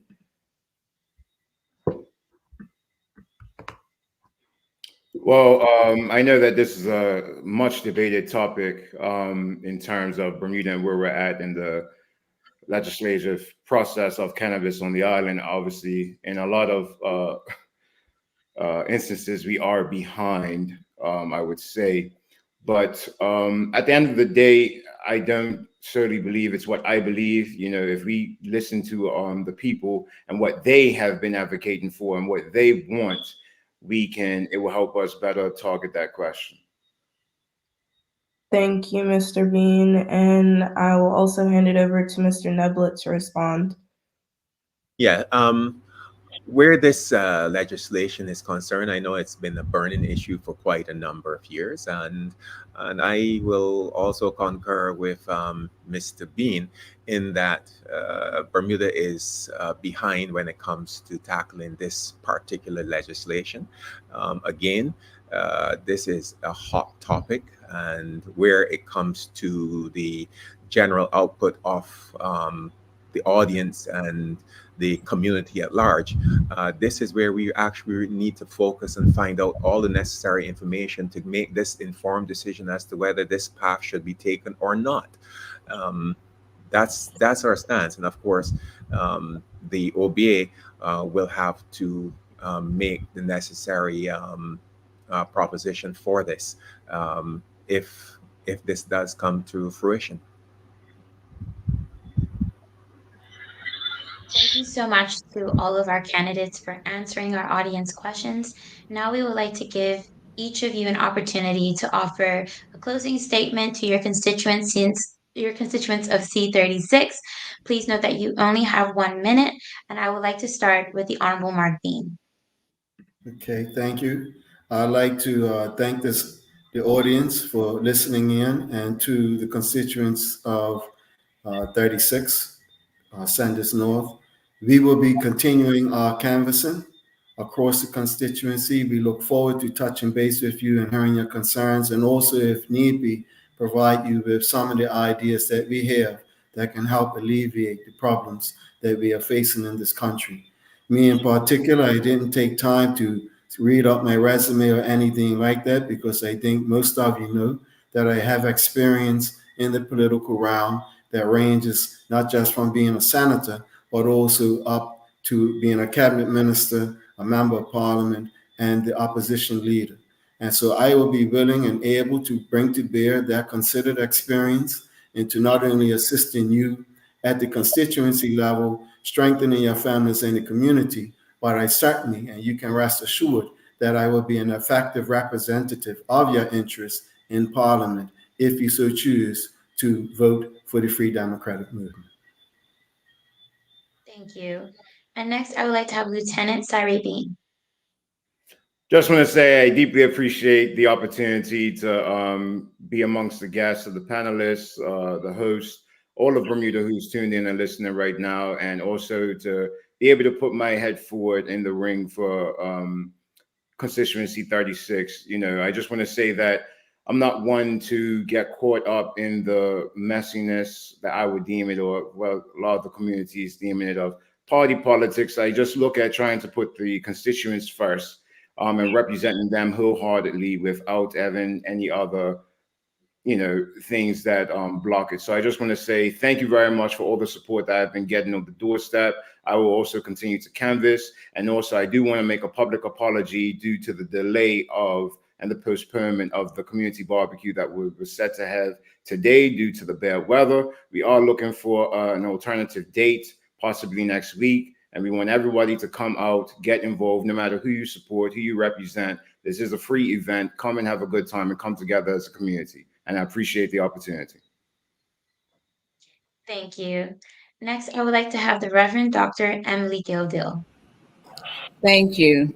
I just want to say to everyone watching tonight, and in particular to the Youth Connect, I want to say that this has been an honor to speak with you, to share my perspectives, and to express my commitment to constituency 36 and all of Bermuda. I just want to say to you that this election is not just about the next few weeks, but I intend to be here. It has been an absolute joy getting to know you. Constituency 36 members. If I haven't had a chance to meet you on your doorstep, I am riding the ferry every morning into Hamilton to make myself available to you. If you don't care to have a conversation at that time, you can certainly slip me a note, and I will make an effort to get in contact with you. I believe that we are a strong community. I believe that we are committed to coming together, and I look forward to working with you as we go forward. Thank you. Thank you. And last but not least, Mr. Carl Neblett.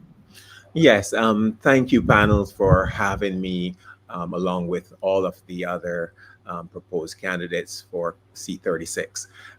To all of the constituents, um, I will be here at your disposal. I sense that there's been a lack of presence by any representative from any party in the constituency for quite a long time. Therefore, a lot of issues have cropped up. Standing at the doorstep, having conversations with constituents about all of the issues that are affecting them, young, old, and the extremely mature. I will be here. I make a promise that I will be out there every time that I am required. I answer emails, I respond to phone calls, I will make my presence known in the constituency. At the end of the day, if you select me from the One Bermuda Alliance, I can tell you one thing for sure. I will be there to act on your behalf in the House of Assembly. Thank you all panelists for such an engaging conversation. We really appreciate you for joining us and participating in this monumental occasion where we've had all of you sharing your opinions, your thoughts in a very constructive way. We're going to now take a 3-minute break, and viewers, we encourage you to stick around for our youth debrief with Taj, William, and Christian. Once again, thank you all, and have a good evening.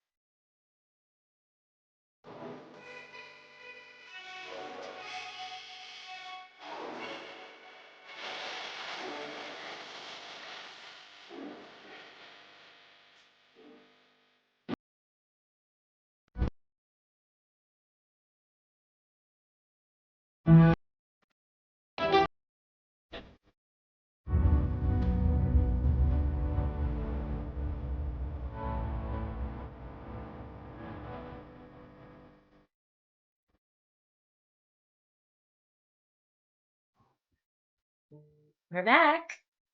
We are back. Honestly, that was history. It was. We've never had And 4 candidates in one place.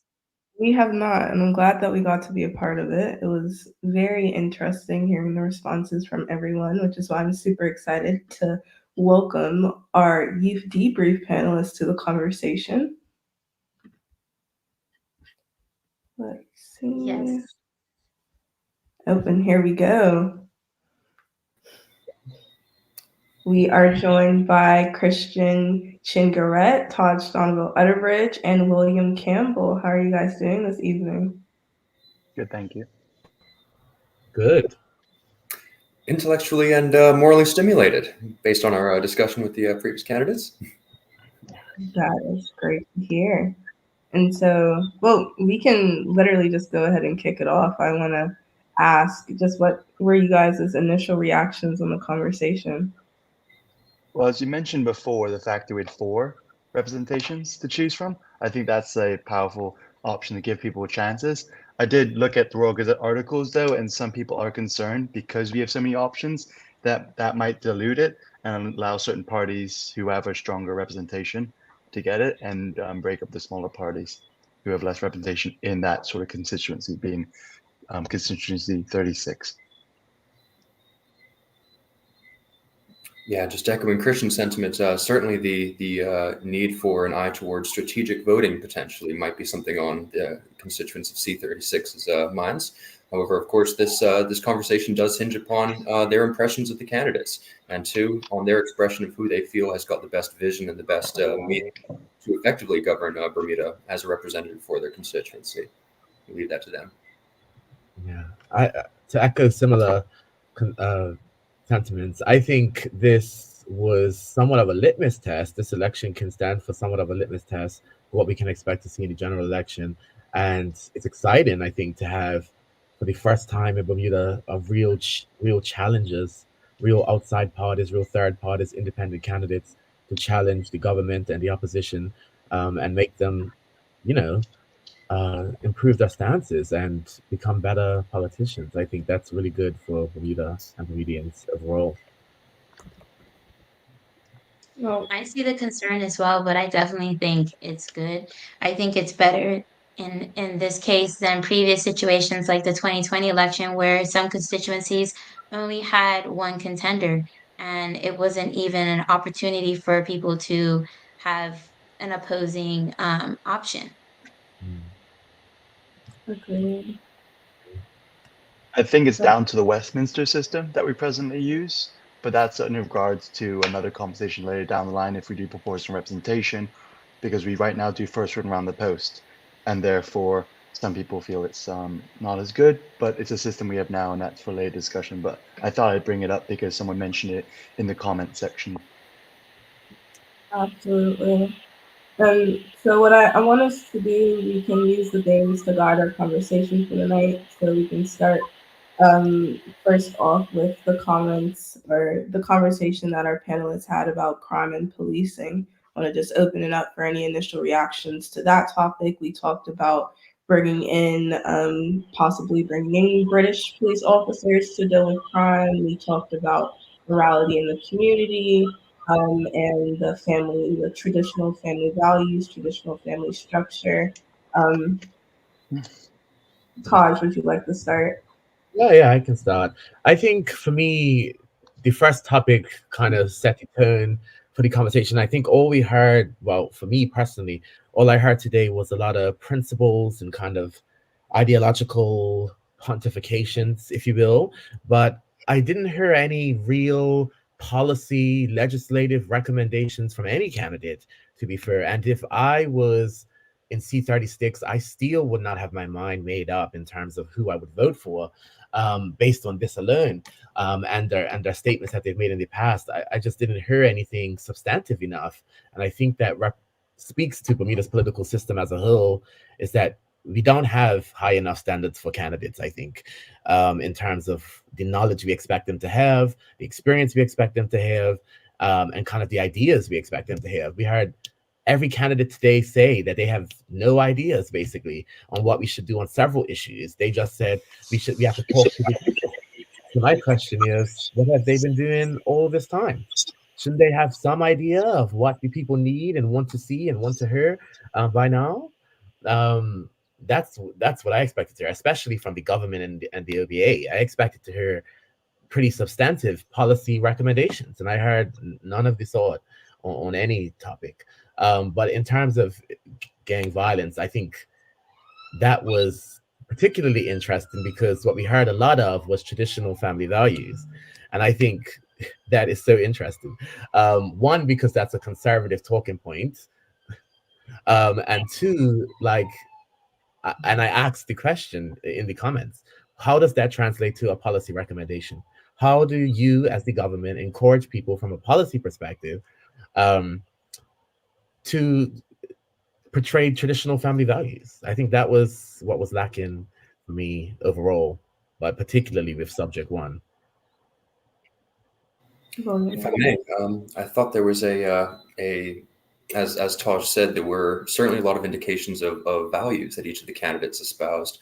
And that was, of course, refreshing to hear. And we'll share the sentiment as well that in some cases, I think there could have been a little bit more digging into on the hard policy specifics and what more we as a community in Bermuda can do to support resolution to these issues, but also what solutions can the residents in C36 be engaged with already. I thought that C. Ray Bain actually presented a little bit of a closer finger on pulse in bringing together both youth and seniors for collective socialization and for division of solutions together. And as well presented some ideas too on some aspects of infrastructure that needed look that were echoed by Mr. Neblett. But again, there is a lot really to be done. And I think it would be fantastic as well for a little bit more of the canvassing work to illustrate to the candidates what they feel specifically should be done to revitalize the community and to reduce violence as a result.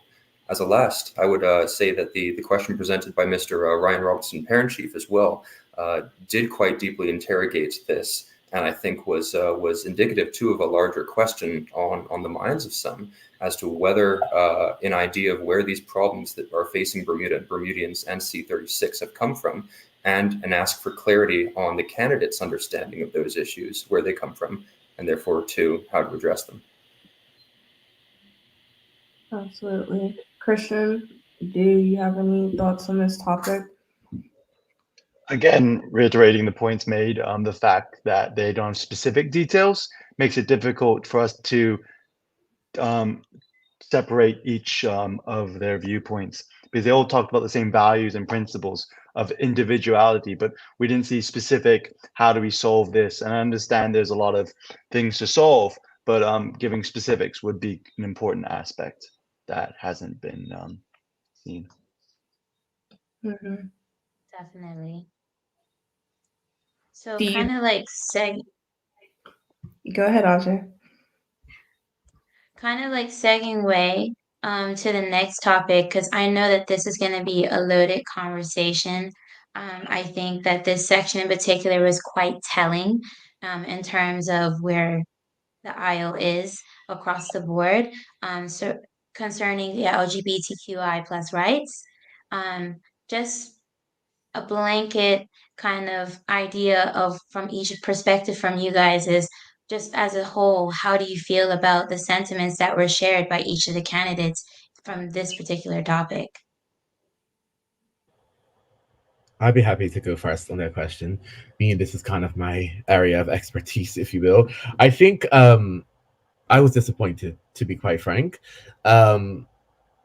There's one thing to have opinions, but there's one thing to I think Bermuda has a real problem with accepting homophobia built into our culture.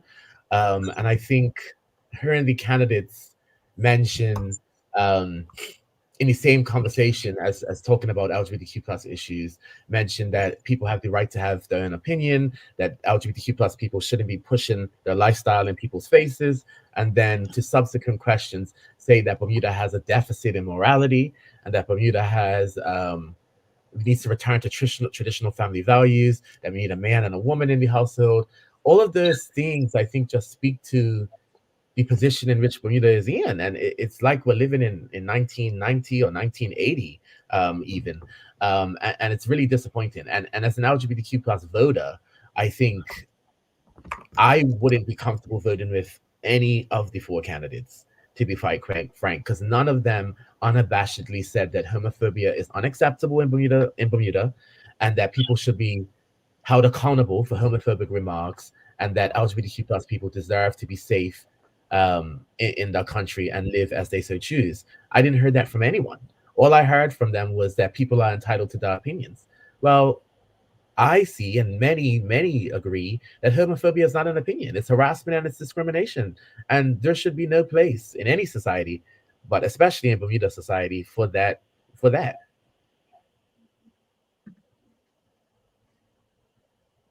Definitely. William or Christian? Yes, and if I may as well, yes, I think in some way, some of the perceived perhaps strategic ambiguity on the parts of candidates too, in acknowledging too that this is a politically contentious topic for them, in somewhat straddling the fence in not being willing to express directly what their expressed position on the issue is. I did find it refreshing too to have Emily Gale Dill expressly say that yes, there should be apology out of the offensive remarks from the BIU President Chris Ferber. But as well, I would have liked to see some more clarification too, specifically from the FDM position on marriage equality and on legislating that too, as that has been a serious point of political contention too. And we now, as Bermuda, are recognized as the only country in the world that has ever legalized gay marriage and then repealed it again. And in terms of the optics for what this displays about our country and our values in terms of tolerance and loving our neighbors, it can reflect pretty poorly on us. So it is something that we should very carefully consider in our presentation of Bermuda's values to the world. So going on the point of what Campbell mentioned with legislation and the fact that none of them brought it up about making it legal for people to get married, I think that sort of shows where people are. They want all four people are in the matter, and their public views at least.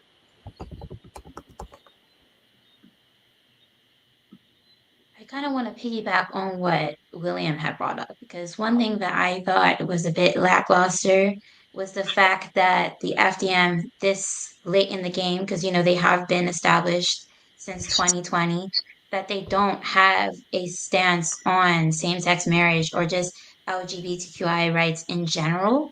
I think we are in a day and age where that should kind of be an apparent standard. So I think that that's quite interesting and definitely quite telling that they don't have any form of a public stance or feeling on that topic, since it's a topic that we discuss quite at length. Absolutely. Going to open the floor for any additional comments on this topic before we move on to the next topic that we discuss. A last point I'll make on it, which was thankfully Mr. Lieutenant Bean's point, was that education and respect is key, and that I think goes across most of the issues that were discussed tonight. Absolutely. Okay. We're going to move on to talk about the community building. And so we had a couple of questions about independence. We asked about feelings of togetherness and, those values, traditional family values, that piece came back in that conversation as well. Were there any reactions or just any questions or responses that you were surprised by that you think could have been, more substantive or something that you want to comment on? Well, I'll go ahead and say I think there is a great deal of potential that is recognized in the constituency, certainly from the four candidates presented. And a question too, I think, at least was left in my mind as to, out of the slate of candidates, which of these candidates and which of these parties and their platform and support do you feel has the best vision for your constituency and your community? Which candidate is presenting ideas that everyone in C36 can work on together? Who is presenting actionable items that can be engaging for youth, seniors, for everyone in the constituency to have a piece in that shared project of building a better Bermuda and building a better C36. In terms of what was presented, I think there were some ideas here and there too, but would deeply as well like to see a greater and more focused response on what specific engagements can be levied to improve the community and the livelihoods of those in C36. In regards to community building, I feel to show the case that all of them are open to decision, maybe they all host an event together to show community as a whole rather than focusing on the political views. Of course, they want to represent C36, but I feel that would bring a branch to allow for everybody to feel more community orientated. I think that is a very interesting point. Taj, do you have any comments on this section? No, I just to echo what I said before. It's like there's almost nothing to comment on because there was nothing presented besides principles and ideological stances, which have already been made clear in the press, the very little press that the candidates have done so far. Yeah, I think by-elections are local, and I'm obviously not in C36 or even in Bermuda, so I would be interested to know what the candidates are telling their constituents or prospective constituents on the doorstep, because if it's similar to what we heard tonight, yeah. Definitely, I 100% agree with you, Taj. Because even though they did have limited time to speak for each question, I think it was definitely one note throughout the whole entire time. Yeah. Okay. We're going to move on to the next topic, which was the cost of the current economy, just economic growth in Bermuda. And I think all of the candidates kind of struggled in this section, and I've seen some of the comments on Twitter that have said, there were no responses. Everyone said we need to go back, check with the team, we need to figure it out. And so there's just this question, again, like Taj, you're saying, what are they telling the constituency members and what is the plan? And, a lot of people on Twitter at least have expressed that they expected that question would be at least one that they would be prepared for. So going to open the floor for our youth panelists to respond to that section. So just talking about it. Go ahead. Okay. So talking about housing, just on the off chance, I know unfortunately these schools are being shut down, but if you want to focus on which Mark Beam was mentioning about making the sort of government more small or efficient, what we could do with these government buildings is turning them to housing, which will allow for not everybody, but give an opportunity for people to reduce their overhead bills for that. I think we all focus also on Belco and how that is international. I think that's an unfortunate sort of out of the box genie. We can't really control that at the moment, but I think focusing unfortunately with this closing or potential closing of school and get a silver lining out of that, I think that would definitely encourage some people. Yeah, and I guess for me, just to echo what I've said previously, it was just lacking any substantial anything, and it's like there were no ideas. Like, and I understand that 2 minutes is no time to speak, or I don't know if there's a fear from the candidates that they may misspeak or misrepresent the values of their party, but certainly the independent candidate could have provided some of his ideas without any repercussions in terms of party discipline, and so could have Mark Bean as the leader of the party. They could have presented anything, any idea. I think that's what people were looking for, some sort of idea as to how we can move forward with the cost of living. The government has mentioned that they will be doing a mid-budget review. That was something that the senator could have mentioned that the PLP is doing to support or to address the cost of living. That wasn't mentioned. The OBA candidate could have given their positions on cost of living, on the legislative bills that they have, the articles that they have written in the newspaper, several of their candidates around what could be done to cost of living. The information is out there. The ideas are out there. It just seems as if the candidates are, one, unaware of them, or two, afraid to present them as their ideas. And I just don't understand what that's about. Um, yeah, it just seems as if there's no independent thought because, as you mentioned, Haley, all of them said that they have to go back and discuss with the team. So where are your ideas as the representative for C36? You have to have your own ideas for how to represent your constituents, and there was none. If I may, Well, I do, when listening, of course, these discussions, I do, of course, like to take a few notes, of course, just to flag some particular ideas that I found interesting presented. There were a few ideas which were presented by the candidates on the question of cost of living decreases and levers that can be pulled. The PLP candidate, Reverend Emily, did present some ideas around reducing red tape on businesses, and echoed too some of the ideas presented by Lieutenant Bean on apprenticeships, on vocational training, and on empowering and educating both youth and seniors to have a greater share in areas of community advancement that can potentially be levied. There would, of course, we would like to see a little bit more in terms of what specific industries potentially could be revitalized. In that regard, too, we did see a little bit out of in separate conversation and on other topics too. Some ideas presented from Carl Neblett around cleaning up some of the roads and some of the infrastructure, and of course looking to on how C36 on the doorstep of Dockyard with the first gate of tourist revenue, how best can C36 benefit from the influx of cruise ship passengers in such a way that benefits the entire community and passes funds in such a way too that develops it. Again, however, would like to see a lot more clarity around what these mean. And of course, not having or presenting openly that there are no real ideas around reducing the cost of living because it's such a thorny issue doesn't inspire a lot of confidence in which candidate has a forward vision for Bermuda. And that too, I think I would like to say, even though I'm not a resident of C36, I would hope as well is part of what Bermudians are looking for in this next general election cycle. As what party, what individuals, what interested and engaged Bermudians are presenting visions for our collective futures and what that collective future looks like.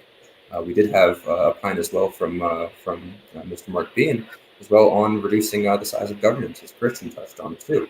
I would also say that we have a SAGE Commission report collecting dust, which was completed more than 10 years ago now, really getting into a lot of the nitty-gritty around where certain reductions could be made in government.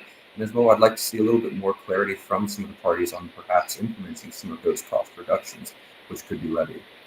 And more clarity too, as we had Ryan bring up the point earlier on the roots of issues. We'd like to see a lot more discussion around where the roots of cost of living issues come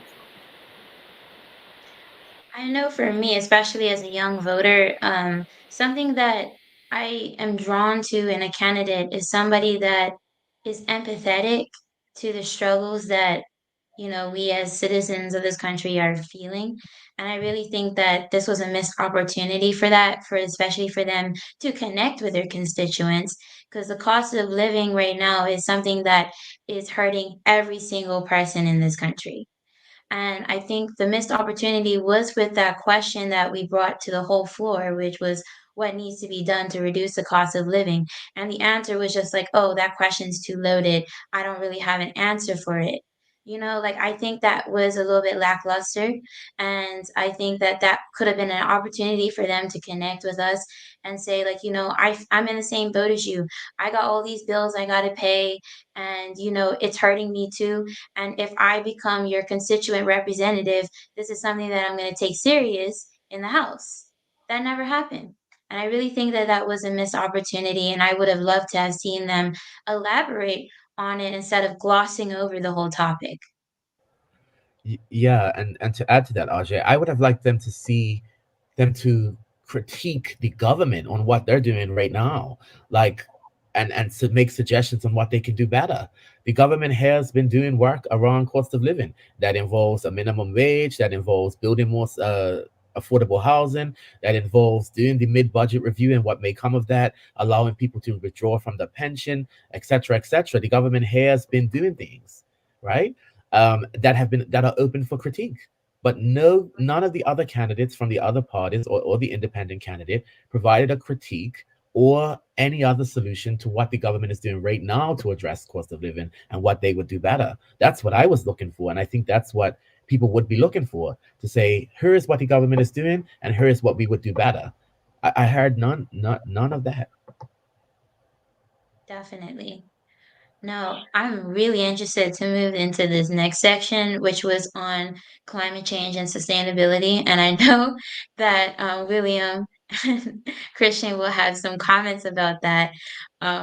Should we just discuss the elephant in the room with the Honorable Mark Bean's comments on climate change? So I'm from Maria's Love, and I head up the environmental aspect of it with one of our main pillars.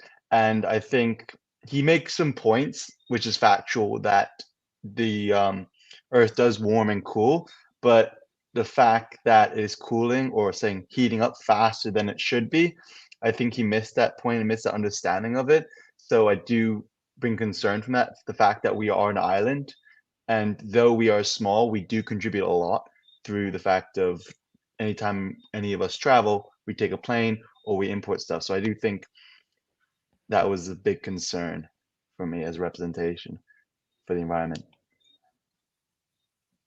What about you, William? Well, Ajay, you're gonna have to bear with me if I talk over your time. And apologies too, as I am somewhat loaded in my expertise on this particular subject, working on climate change and working on climate change adaptation and mitigation for Bermuda.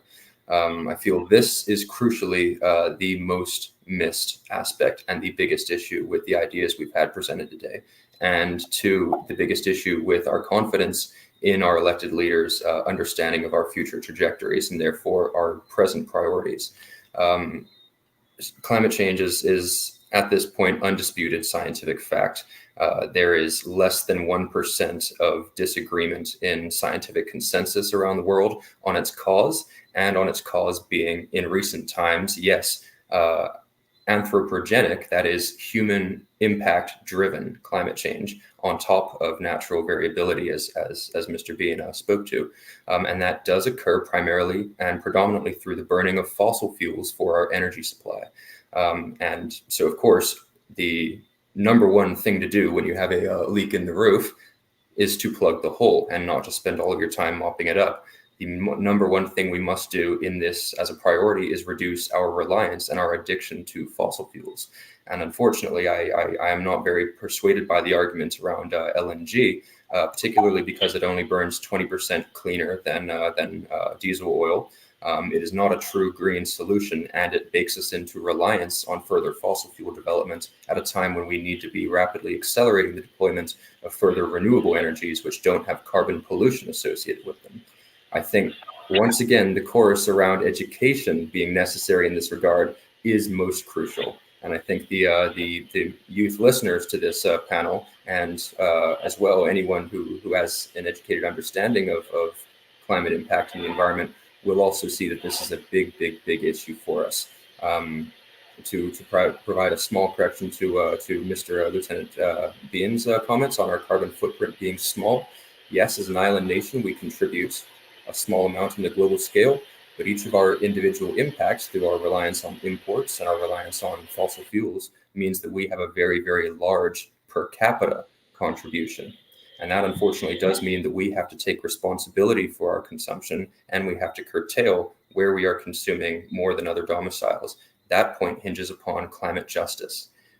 The last thing I will say on this is that two last things I'll say on this is that I liked that Reverend Emily Gale Dill didn't say that education is key and that we need to be alert and to build solutions around that education, because that truly is what it does come down to.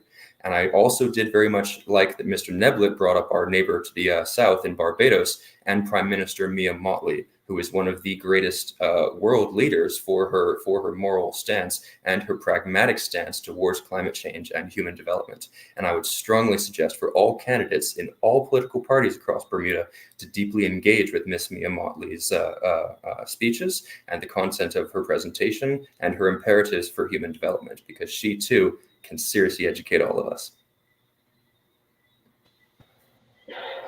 I think for me, just once again, I'm gonna sound like a broken record probably all night. I think for me, it's we don't expect each individual MP to be a subject matter expert on every single issue. That is not what we expect. What we expect is a basic level of understanding of the core issues that Bermuda faces, that the constituency faces, that young people face, and that the future of Bermuda faces. When you have candidates that have no real solutions to one of the biggest issues of our time, I think that is significantly concerning. Or no knowledge, or no, maybe not knowledge, let's not say that. They did not present the ideas, the things that are currently going on, and how they would do better. Just once again, why was there no conversation around what the government is doing to address climate change, what the OBA's positions are on those items, what the FDM's position are on those items, what the independent coalition's ideas are on those items, and how they would do differently and how they would do better, and how, like, they don't have to know the ins and outs as well as Bill does about climate change, but they should have a basic understanding of the issues and how we could improve those issues. And it was just astounding that there was none of that, and it was disappointing. I think disappointing is definitely an accurate word. We have some comments. So from Lana Tolbert, there was lots left out. Not sure if time of response limited some of the candidates. I really don't want to put the onus on our time constraints because they still could have had the opportunity to articulate, like what Taj has said in terms of discussing their party platforms or critiquing the government. And focusing more on addressing the topic as a whole in terms of policy and legislation. Um, I think for me, probably the most interesting question in this section was directed to the Honorable Mark Bean on his party's stance on the idea of climate change, which was like they don't subscribe to that. Now, just as we don't have to spend too much time on this question, but do you think that that stance is detrimental if um, if there is a potential FDM leadership? In regards to the stance, yes, it's detrimental. I did note some comments in the World Gazette articles in regards to him being that he is the leader, and if he doesn't get elected into this position, being this constituency, that might have knock-on effects to other sort of members of his of his party running for other elections. And I feel his words saying with regards to what Campbell mentions, maybe lack of insight or willing to open up and listen, I think is an important aspect. Because I did notice quite a few of the people who were showing did admit, not just in this conversation, but other conversations or topics, that they weren't fully aware, and that gives an opportunity for them to become more educated in this area. Thank you. If I may briefly, I have to wholeheartedly agree with Christian that the idea of climate change being a political narrative in any way is extremely detrimental, not only to our future trajectory as a country and as a people and as human dwellers on this earth and with this earth, but it also does unfortunately reflect quite poorly on Mr. Bean's understanding of the priorities for the 21st century and human development. And as well, I feel, however, that there is immense opportunity for recourse and for education and to look at constructive solutions, and that many of the ideas that we are apparently searching for around how to reduce the cost of living do directly tie in with climate solutions and do directly tie in as well with how we build human and natural capital back up. The idea that climate change is being pushed as a narrative to curtail behaviors, there is understanding too of where these ideas come from, and that is because there is a motion to restrict the amount of natural resource that humankind is consuming. We do have to acknowledge that there is gross inequality too in the rates of consumption, and that does filter down through different subsections of society and through economic bands. And that too is a point that needs to be taken with some nuance. But as well, I absolutely welcome the opportunity to speak with any of the other candidates or any of the other members of any of the other political parties or any of the members of the community in Bermuda at large about the issues of climate change and the potential solutions. Christian has mentioned that he leads the Bermuda's Love environmental program. I lead the Bermuda's Love program on the right to food. We feel that these are two crucial areas that we have to address, and they are crucial climate solutions, and as well wrap up with our solutions as well for how to address the cost of living. And to add to that, I think just to unpack a bit of what Mark said, he said that basically that it's climate change is the result of political maneuvering. Okay, fair. We understand that fossil fuel companies have humongous lobbying budgets that lobby governments. That occurs in Bermuda, 100%. Where are your solutions to curtail political influence from the fossil fuel industry? If you think that is the cause of the issue, then provide solutions to addressing that issue. And that's where my problem is. I don't have a problem with him having that ideological stance. Fine. But give me some solutions for how we curtail that political maneuvering and that the impact that it has on the climate. If you say that it's from political maneuvering, then you should say that we will ban lobbying. Like, come on, there are solutions. There are solutions here that seem so obvious that it's almost funny that they weren't mentioned. So there was mentioned by Reverend Dill the fact that they do encourage for electric cars. But I did notice and talk to some business owners about electric motorbikes in Bermuda, and specifically, there's actually no tax breaks for it. So that's just an example of, let's say, cost and transportation. The fact that you have to buy an electric car, you can't get an electric bicycle, which, let's say, if you get a solar panel, which is a big upfront cost, but there used to be rebates by the government to reduce it, which my family was lucky enough to get use of before they were taken away. And then if you get an electric bike, that reduces your overall expenditure. Of course, there's a big upfront cost in the beginning, but however, banks have encouraged so lower spending on electric vehicles. As a last point on vehicles, driving an electric bike now, which I am very happy to do so, and is in fact saving me a lot of money on gas.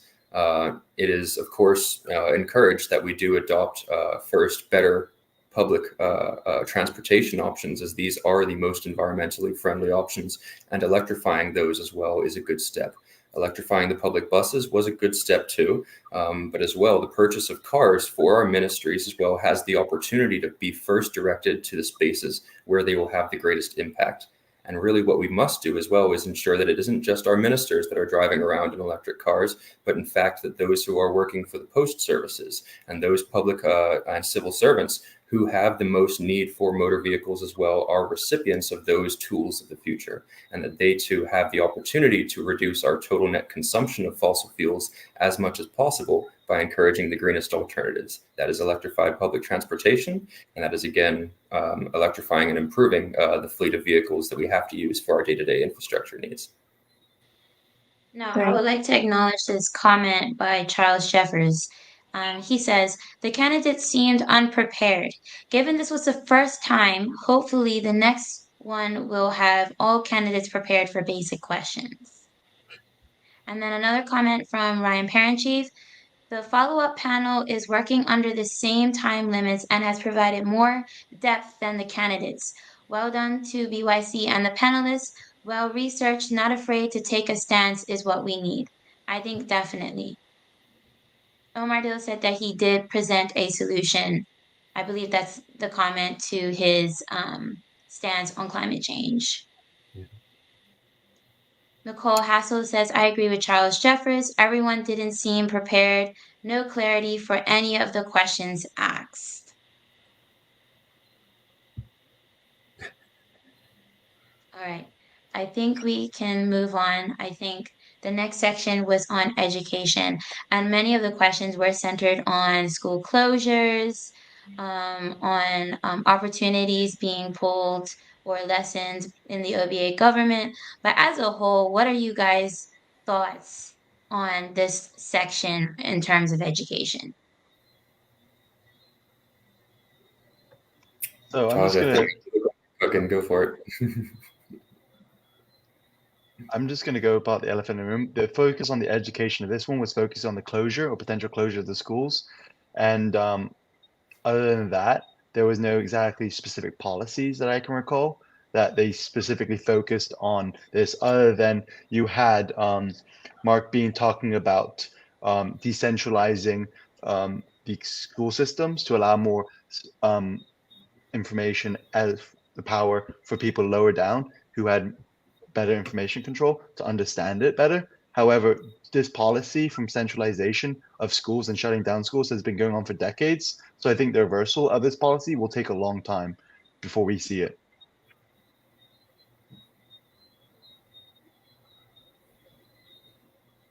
Does anybody else have any thoughts? Certainly do. And as well, one of the most crucial things I think that needs to be acknowledged too is no matter what does become of the schools in the final decision, the comments made by Lieutenant Bean on not allowing our school buildings to fall derelict must absolutely be taken into account.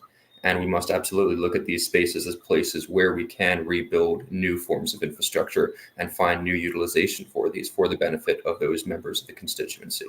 I take on board the example too of C36, which absolutely needs to be looked at again in terms of what more we can do with that space and how best that can give back to the community in terms of being a space and a center for economic empowerment. That too, I think, was one of the most crucial aspects of it. I will as well say that there is some question too raised by Mark Bean that should be taken into account around educators having a more deeper engagement with how education is provided. But I think as well that too needs to be conducted with a whole of the community focus, and that needs to be taken on board with an idea around preparing Bermudian students and Bermudian adults too for the world in which we are living and are going to live in the future. There's a lot of opportunity, and education came up throughout the entire discussion. And as well, I'd like to hear a lot more from all the candidates on what education is most important for Bermuda to prepare us for the 21st century. Yeah, I mean, just to echo that, it was just disappointing to hear. And for me, and I mean, I've made this quite clear in some of the articles that I've written in the past, as one of, the only public school graduates on this panel, I think it's very interesting that there was no real ideas. I still struggle with the lack of substantive ideas. I mean, I appreciate the idea around apprenticeships. I think that's very important, around bringing back a trade kind of school for Bermudians, for young people and for adults. But I think there was just something lacking for me, and I'm not sure what it was, whether it was them really understanding the issue or what.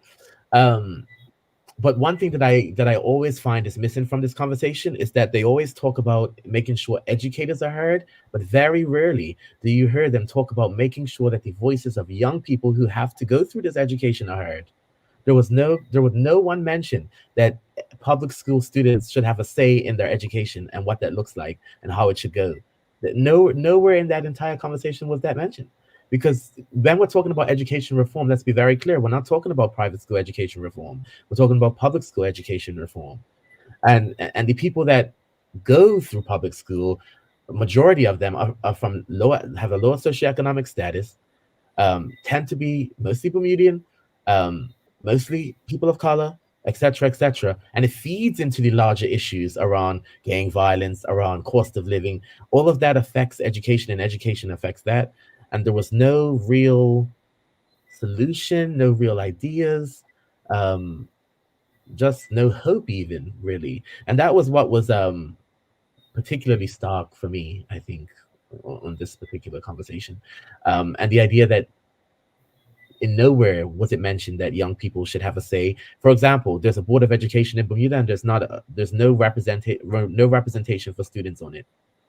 So how do you have people directing education that have never attended a public school, never taught in a public school, never principals of a public school, but yet have a say in how public education is driven? That seems very odd to me. Thank you for bringing up those points, especially when it comes to advocating for our children and youth in this space. It is time for us to wrap it up. But before we go, I just wanted to give each of you the opportunity to not just give your closing remarks on the whole panel as a whole, but where you would like to see different initiatives like this go moving forward, and if we need to have more of these kinds of dialogues. I'll go first quickly. So more or less, just to re-summarize, what I heard today was what I saw and heard today were ill-prepared candidates, biblical references, ideological pontifications, and no real tangible policy recommendations, and no real attentiveness to specific issues related to the constituency. I asked a question about a public members bill, a private members bill, and what policy areas it could address. The candidates, instead of answering the question, they focused on saying that the question was not a good question. It's a hypothetical question that has to do with the specifics of their constituency. If they were elected to their constituency, which we see in the US, we see in the UK, they're much larger jurisdictions, of course, but members bring specific pieces of legislation to benefit their community. That hasn't been a trend in Bermuda because Bermuda's so small.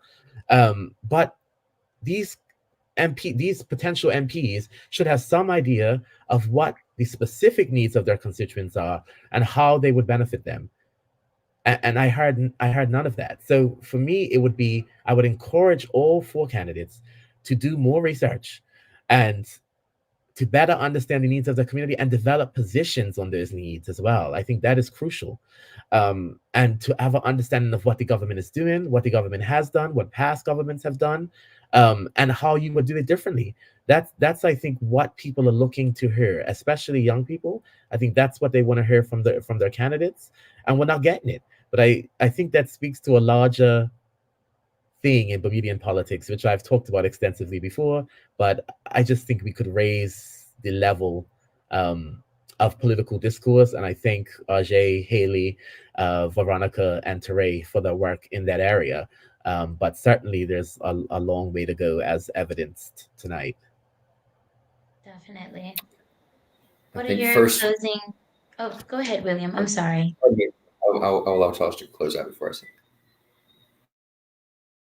Oh, okay. All right. Well, first of all, I again have to echo Taj right at the end there and say, yes, first off, extraordinarily large thank you to Bermuda Youth Connect for bringing these conversations to the forefront and for continuing their political advocacy on behalf of youth equity and the youth of Bermuda, and as well for drawing in a wider conversational piece for all of us here. I don't think that our audience is comprised of only youth, and I think that's a very, very good thing and goes a long way towards bridging the generational gap, which sometimes can present itself as a wedge between us in seeing that our collective futures here in Bermuda are bound to each other. So again, for sharing their views and for sharing their presentation, I have to thank the candidates as well for appearing tonight and for having the courage to speak to the wider Bermudian public on these issues in front of a televised forum. And as well, I hope that they will continue to engage in these forums and participate in further ones in the future. I think that this is a good model as well for Bermuda to have an understanding of the candidates that are in front of them, and that this political engagement and deepening it is a very good thing. So once again, thank you very much to everyone who has assisted in organizing this. As a brief closing remark, I will echo, yes, that I think the resounding chorus I heard from the candidates was that more education was needed, and I think that's true for not just our candidates and everyone here, but myself as well, and for everyone, all of us sharing the panel and the discussion too. But that too should be a collective endeavor and something that we look to as something that we participate in all together as a community in Bermuda. I think as well, a lot more education from all of us on our collective issues and how we can work together to solve them, and as well have comparison with other jurisdictions, as Taj brought up, can deeply illustrate and educate our collective response to the shared issues that we face. So once again, thank you to everyone for participating and for listening in, and looking forward again to continuing our political discourse long into the future. Christian, what are your final thoughts? So my final thoughts was, as again pointed out by Taj, the fact is it wasn't concrete information. I think we'll see how the four representatives do from the fact of feedback from, of course, our discussions ourselves, as well as the comments, and see if when someone questions them, do they have new information that they've researched by getting feedback from us. as commentators in this discussion.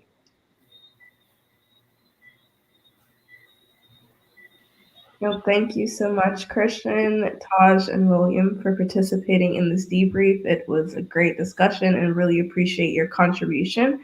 Likewise to our candidates who joined us earlier, thank you again for participating in that discussion. I think it was fruitful and a great opportunity for the constituencies, members of the constituency 36, to hear from all of you, your views.